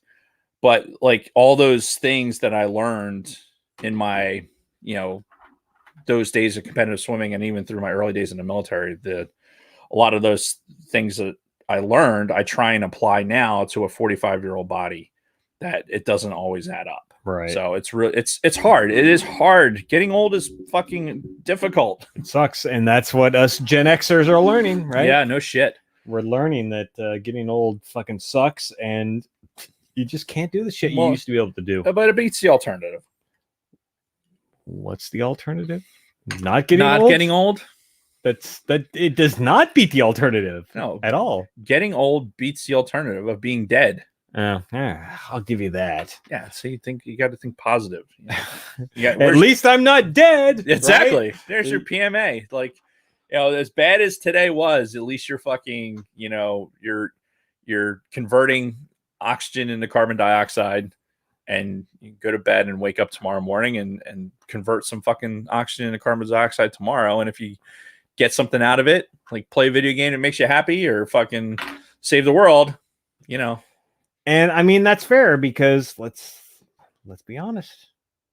There are people who were younger than us who've died of fucking cancer, who've died of fucking COVID. Yeah. You know, the shit is real. Yeah. Like, it's life is so fragile, and your shit could be done. I hate the way this conversation turned, but your shit could be done so fucking fast. You got to enjoy yourself, man. What am I kicking? Oh, it's the computer. Yeah. No, it's weird, man. It's weird to think that if I drop dead tomorrow, people would be like, it sucks. Yeah. You know, but I mean, at the end of the day, it would be like, yeah, he was 44. It's, you know, it's a little rare, but it happens. And that would be it. That'd be the conversation. And once you hit your 40s, man, it's like, what's his nuts? Louis C.K. has a good fucking skit about getting into your 40s, right? Where if you're in your 40s, then nobody really gives a shit. Like, oh, you know, you know, when you're a kid and you help an old lady across the street, you know, they're elderly. But if, you know, and when you're younger and you do something, yay, hooray, you know, you're 25 and you did this thing. But when you're fucking 40 and you went to work and you came back and fucking mowed the lawn, hooray. Yeah, nobody gives a shit. You did exactly what you're supposed to be doing. You're fucking 45 years old. Yeah. You're supposed to go to work and come home and fucking mow the lawn and be miserable. That's your fucking existence. Right? That is the American dream, is to make your 40s and then be miserable. Right. Yeah. And I mean, again, that's why my end game is 90. That's Kristen and I were just talking about this like 2 or 3 days ago. My end game is 90, because every day after 90 will be like, fuck, I'm still alive. Woo! You know, I have a feeling I'm going to be like that in my 70s. Are you downloading this? Yeah. Okay. Making sure we're not wasting time. Yeah, no. In fact, it's actually done. So yeah, Forrest, fuck getting old. My brother-in-law, fuck getting old. Yeah. Do what makes you feel young. Yeah, you know what makes you feel young? Podcasts talking about being old Yeah. actually makes as a complete opposite. Playing old video games, actually just sitting and playing. It is so underrated. Just fucking doing what you want to do. Mm-hmm. It's underrated. And Kathy gives me an appropriate amount of shit for all of the things that I have pulling at me and making me stress and like all this other shit. Yeah. And some of it I do because everything I do, it's because I want to, but it's because I've made a commitment and now I don't want to renege on a commitment to something, you know? Mm-hmm. But because I have such a tough time saying no, I'm spending time doing a lot of things that aren't making me happy necessarily. And right. And that's the tough part, especially as you're getting to a point where it's like, hey, you don't have to do these things. yeah, and that's Like, the thing I would tell you, man. Like, don't feel like you have to do something because you've committed to it. Right. Fucking break that commitment. Who gives a shit, dude? Yeah. At the end of the day, when they're carrying your fucking casket to your fucking burial site, yeah. do you think those people are really gonna give a shit? Oh, fuck no. No. Well, exactly. They will for a little bit. Or are they just gonna be like, fuck, now who's gonna run our books? You know? Well, that'll be like that for like I know a lot of the shit. Well, and that honestly, that was an epiphany I had, finishing my military career was you are replaceable as hard as you work and all the good things that you did that you're fucking immediately replaceable. Yeah. Right. Because the machine moves on. Yeah. It's a wheel. The wheel keeps on turning. You're just a spoke in that wheel. And when you leave, they'll just plug another one in. Yep, exactly. And that means it's tough though, because at the time that it's happening, you think this is what I have to do to excel and do all these things, and I have to be this person because that's what I need to be successful. But you have to be comfortable with the level of success for you, right, not for anybody else. Yeah. And the sooner you realize that, the better off you are. Oh, sure. It took me way too long. Oh, yeah. No, I didn't have my shit together until I was like early 30s. I didn't have my shit together until I got sick. And that's when my perspective changed. Oh. Is when I got sick. Because we're 10 years. This year is 10 years since I got sick. So for 10 years, 10 years ago, like this time 10 years ago, I actually still felt like a normal human being. Right. Like I could do normal shit.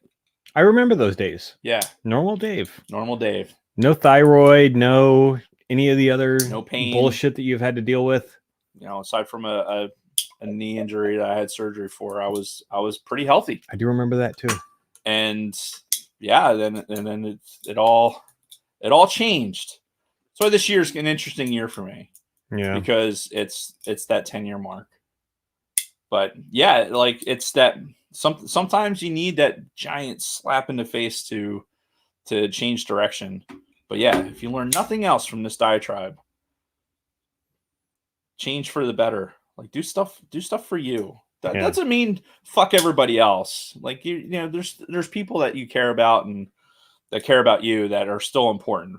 But that circle should not be as big as you think it is. Yeah, I'm pretty selfish myself, so I've always done things for me first. So it's been a good way to live, honestly. I have no regrets. I don't think anybody would argue with that. Yeah. Least of all your wife. Yeah, you'd have to ask her. But for me, I mean, from my perspective, things have been pretty good. When you live for yourself, it's great. Yeah, there's somebody has a Metroid question for the panel out of Twitch. Let's hear it. Yeah, bring it up. I mean, we were winding things down, but I'm always up for more discussion. So we're waiting to hear back from Dark Sage 9117 off of Twitch. Our first Twitch interaction, honestly. Yeah, that I can remember anyway. Which doesn't necessarily mean anything after we've just been sitting here talking about how we're fucking dying. Mm-hmm. That's what we do as Gen Xers. Yeah. We focus on death. Boom, boom, boom, boom, boom. All right, Bronco is out, apparently. I always told my wife, too, with the life insurance that we get from the military, what is it, like 400 grand, 450 grand, some shit like that. I'm like, you better have the fucking party of the century. Nah. I want people for years to be like, fuck, you remember Jason's funeral? That was the best fucking party I've been to in years. Pretty sure it's not what the life insurance is supposed to be for. I don't give a shit. I don't give a shit. I want my funeral to be the social event of the fucking decade. Whenever I fucking end up getting thrown 6 feet under, you're going to be very upset. You're going to be looking down from whatever plane of existence, and you're going to go, "What the absolute fuck?" Really? I hope not.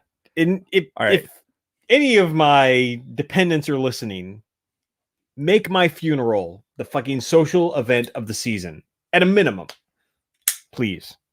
For me, it's my last wish. It's my dying wish. Yeah. Come on, we want the Metroid question. Yeah. I want people to be like, "Oh, I did fucking 3 lines of blow. I fucking did 6 shots of tequila. Look, I fucked some weird dude that I never met before. It was the best night of my life." That's what I want my funeral to be. Dude, we're too old to fucking suddenly do blow. I'm not saying we. I'm saying the people attending my fucking funeral. Right, but it's got to be all people our age. Who's going to go randomly go do blow that's never done it before? If I wasn't in the military and I was going to like Kristen's funeral, I'd do it. You do blow? Yeah, why not? It's a dying wish for you to fucking do some lines. That's the thing. In fact, Kristen, if you're listening, I want you to do 3 lines of coke. Oh my god! On my casket.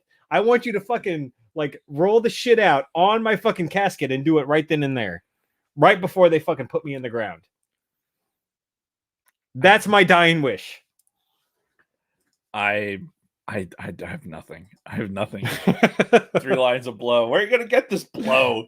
I don't know. Where do people buy drugs? It's like an Office Space moment right now. Like, hi, fellow gangsters. I'll take 3 drugs, please. Like, and how do we launder money? Like, oh, let's bring this guy in. Like, all right, we've got the response from Dark Sage. Remember at the end of Prime 3, another bounty hunter is following Samus after she. Oof. Yeah, you're digging into the Prime games, and unfortunately, I only played Prime 1. So, anybody else in the chat got any answers? Yeah. Somebody else in the chat was talking about some of the newer stuff. I did not play. I didn't as little as I played Metroid itself. They are not legalizing everything now. Like you still have a security clearance. Oh, you can't see it. All right, hang on a sec. Let me fix that. There we go. Yeah. Here's the question, because it's on the Twitch feed. I apologize because we see all of the stream in one feed, and our friends from the Escape Pod know this, so they're gonna go ahead and remind us. Dark Sage 9117 has an interesting picture, Thanos and Avengers themed. I like it, but yeah, unfortunately, I only played, I don't know, probably about 60-70% of Prime 1. Never got into 2 or 3. So, unfortunately, I have no answer for the question. So, when did the Prime games come out? Well, it started on the GameCube. 1 and 2 were on the GameCube, and I think 3 was on the Wii. Okay. So, we're talking 2006, 7, 8 timeframe.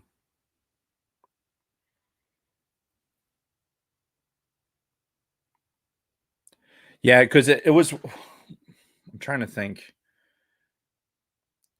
It's like I said earlier, Metroid was always one of those games that was like kind of in my head, like, oh, I should pick that back up. Like that and Mega Man. Mega Man was kind of in the same ilk. Oh, the Mega Man games. Yeah, the Mega Man games always intrigued me, like the sequelization of it. Did you play any of the Mega Man games? Yeah, I played the first one. See, I played 2 and 3 like crazy. I owned 2 and 3. 2 and 3 were part of that very small library of NES games that I had. Right. And I never played anything beyond those, but that's another series I would love to delve deeper into. And I mean, Mega Man 2 is such a good game. So good. Yeah. And you know what? I like the idea too, like as we're talking about I don't know that Dark Sage can see the escape pod comments. Our friend Scott Rasmussen from the Used and Abused podcast is now also on the Twitch stream to now over here. He back switched to over just so he could interact on Twitch. Yes. I forgot that we were streaming over Twitch too. Yeah. Yeah, I think there's I know, unfortunately, that conversation isn't really rests with us as subject matter experts for the Metroid Prime games, but it was always again, it was one of those sequels that continued a story. Me, Dave Martin, underappreciated the stories in these games. Like even Mario Brothers has a very fucking campy story, right? Right. Like, but me, I was just playing the game. You know, I had this. Here's the objectives, and I want to complete. Well, yeah, back in those days, we didn't give a shit about the stories. Yeah. Like that was not a huge thing. But even like Metroid had a pretty substantial backstory. Like we didn't even talk about it in this episode, but you know, it's got this whole backstory about like this fucking this galactic fucking council and how these fucking space pirates capture these Metroids and they start breeding them for their own fucking purposes. And then the fucking Galactic Council hires Samus as a bounty hunter to fucking go in and do it. Like we didn't get into any of that shit. And then in the sequels, like the story just keeps building and building. Yeah. So yeah, and it's like for me, again, Dave Martin, I undervalued those stories. Yeah. Because it was not being a completionist in a lot of these games, I wasn't really playing it for the story. Like there's very few games that I've ever played where I've played it exclusively for the particular story. Fact of the matter is, I'd say Scott's on the Facebook stream now too. I would say that probably the only thing that I've really been besides like Leisure Suit Larry. Nice. Leisure Suit Larry played for this like because all it was a story, right? Yeah. And there was a game called by Sierra. Same company that made Leisure Suit Larry called Police Quest. Oh yeah, that had some sequelization to it. Well, because they had the Police Quest, the Space Quest, and one other series along that same ilk. Yeah, they had Police Quest, Space Quest, Leisure Suit Larry, and there was one other one. But yeah, the Sierra games back in the day, man, our old 386 and 486 computers, those were the shit. Because they were pushing the envelope for what you could do graphics wise and sound wise and everything else. Like, oh, here's 16-bit sounds and shit like that. I remember having to configure my computers back in the day. Shoot with their Star Wars question. We're much more well versed in Star Wars than we are in Metroid. Yes, so please. But yeah, fuck, I lost my train of thought. Stories and games, Leisure Suit Larry, Sierra games. No, Destiny. Like John got me playing Destiny. And at Doom I wasn't into for the story. Destiny is one of those where the story was intriguing enough where I was like, okay, I'm playing this not only because of the open world concept and everything else, but there was like elements to the story that I wanted to see run the ground. But it was put in a way that I didn't have to sit there for fucking hours upon hours of constant gameplay. I could go in there, perform certain missions, and get advanced to the point where, all right, now I'm going to play into the story. Yeah. You know what I mean? Yep. And there's a lot of people that are out there with the zombies lore. Like, because with the zombies games, there's a whole storyline. Really? Oh yeah. Oh dude, that's pretty surprising. Big time. There's entire genres dedicated to it. And again, I play zombies because I enjoy fucking killing zombies. That's why I play zombies. We're waiting on Dark Sage for his Star Wars question. Yeah. But yeah, again, coming back to zombies, kind of swinging that back around a little bit. I'm telling you, man, you need to get on and play in this outbreak mode. Like, we need to get in our group. Is that the more open world kind of thing? Oh yeah, it'd be so much fun. I'm not opposed to the idea. It's just a matter of aligning our schedules because I know we're both kind of. Yeah. I mean, he's a Legends guy. All right. So all right. Legends fan. I am very concerned about the upcoming Kenobi series because it was implied Vader and Kenobi are going to have the rematch. Yes, that's exactly what I thought when fucking that fucking cunt Kathleen Kennedy mentioned that in that fucking announcement. But as far as I recall, Legends Vader never found Kenobi or interacts with him. Quote to mean. So yeah, if they do it right, because we know that they've cast Hayden Christensen to return as Vader, right? Right. God, that would be such a disservice if for some reason Kenobi leaves fucking Tatooine and somewhere in the fucking reaches of space, he comes across Anakin Vader and they have a fight in these years in between episodes 3 and 4. I think that would fucking suck.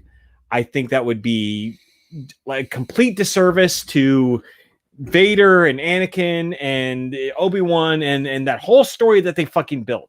So I'm hoping it's some sort of a weird fucking vision or some sort of force connection that the two have, but never an actual confrontation, never a physical confrontation. Right, between the two. Because what we're looking at through all the even canonically right now, if we're just speaking canonically, there's never a time it's until they meet on the Death Star that they hadn't seen each other since fucking Kenobi cut off his legs, right? Yeah. So to even imply that there's some sort of interaction, like even if Vader flew into fucking Tatooine and fucking was walking around and saw Kenobi out of the corner of his eye, that would be too much. I agree with you. I think what they're going to do, this is what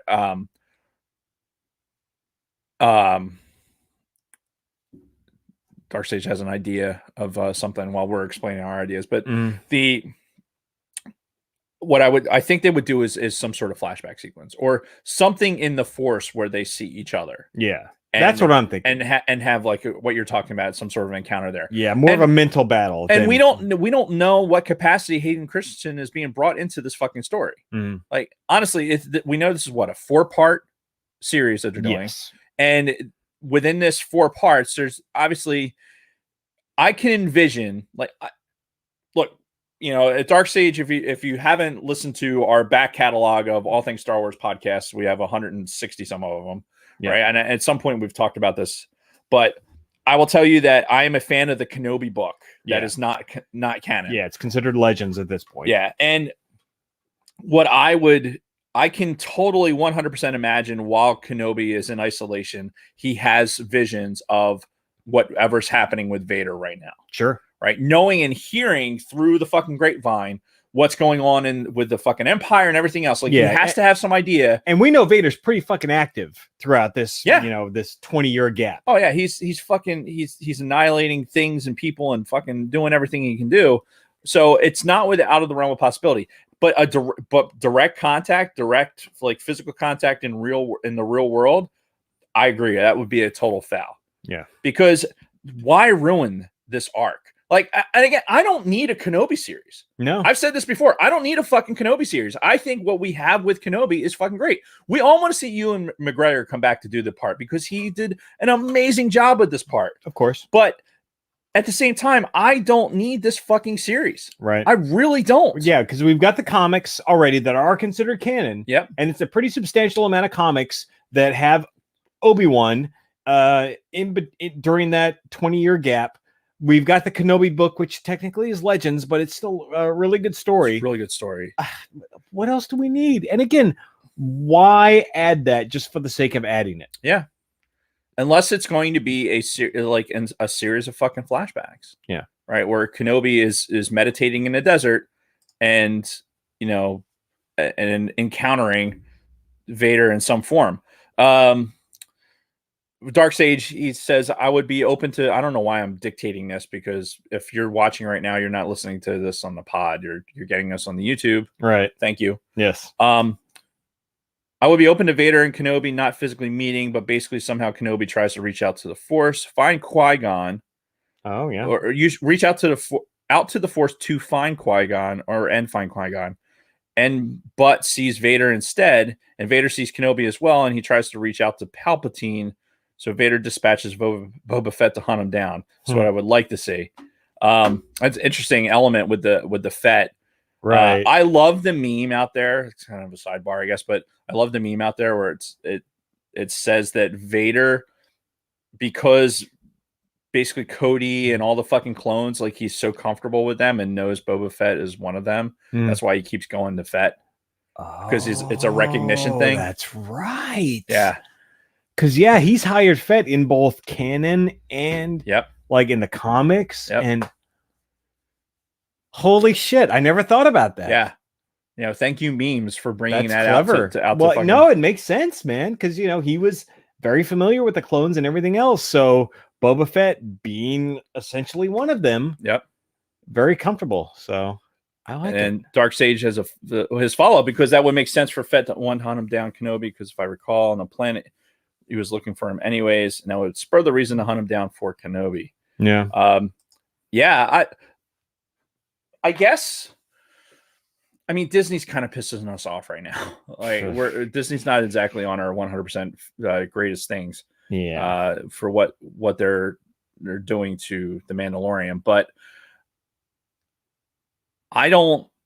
If you're going to do the Kenobi series, there better be some fucking sword fighting. There better be some fucking amazing lightsaber battle. Like, if you're going to bring Ray Park into this somehow, because Ray Park is a bitch and he teases us constantly. Like, God damn it, dude. Stop it. Like, stop teasing us. But he loves it. He loves trolling the fucking fans. And that's fine. But if you had like Ray Park with Kenobi, like in some sort of fucking force-induced sequence with fucking Vader, and having these matchups, and Kenobi's like having these battles and trying to play out these scenarios with like, because Kenobi wants to save the fucking universe, right? He wants to save the galaxy. And he's doing what he feels is his part. But I think I'm not alone by saying that Kenobi is probably one of the most powerful Jedi ever.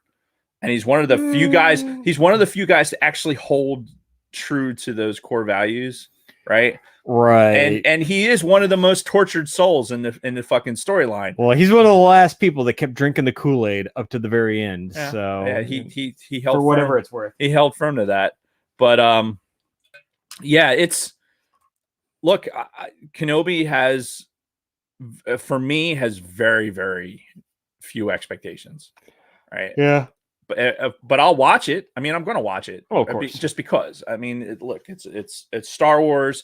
As much as we hate what's going on right now with some of the stuff, it's still content. It's still something that we talked about it a little bit last week with my my reticence to, or I think I talked about it with the roundtable with the Red 5 guys. My reticence to fucking watch Rise of Skywalker because of the end of the Skywalker saga. All right, we've talked about it here on the show. I talked about it on the Escape Pod. It really is for me, because it's the end of the Skywalker saga.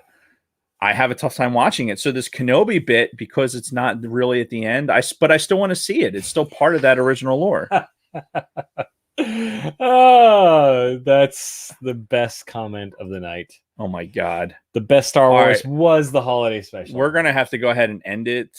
I think we should cancel anything we have on Twitch. Just because. I got to say, I agree. I think the holiday special was fantastic. And oh, it's good shit. Yeah. No. I'm surprised I'm not seeing a bunch of whip stirs in the whip stir. Anyway, it's about time. It's like my bedtime is in like 5 minutes. So. Yeah, but it's technically still fucking 8 o'clock. I don't want to hear that shit. I don't want to hear that shit because fuck daylight savings time. Period. End of story. I'm ready to march on fucking Washington to make this fucking go away. I don't get behind many issues, but this is an issue I would fucking march for. This is an issue I would riot for. Fuck daylight savings. Period. End of story. Yep. Get rid of it. Yep. Where do we riot? When do the riots start? I don't know, but we're gonna finish where we started with fuck daylight savings. Yeah. All right. Well, thanks everybody for listening to the after show. Hey, thanks Starseed for seeking us out on the Twitch. Yeah. Follow us on YouTube. Like, get in so everyone else can see your chat and like the video on YouTube. Yeah, please. And we'll look forward to seeing you next week. Yes, and don't shut down your laptop. I need to transfer you that. Roger file. that. So, but we are going to go offline. Good night, everybody. Thank you. You are the best. We love you. Go Nova. Peace, bitches.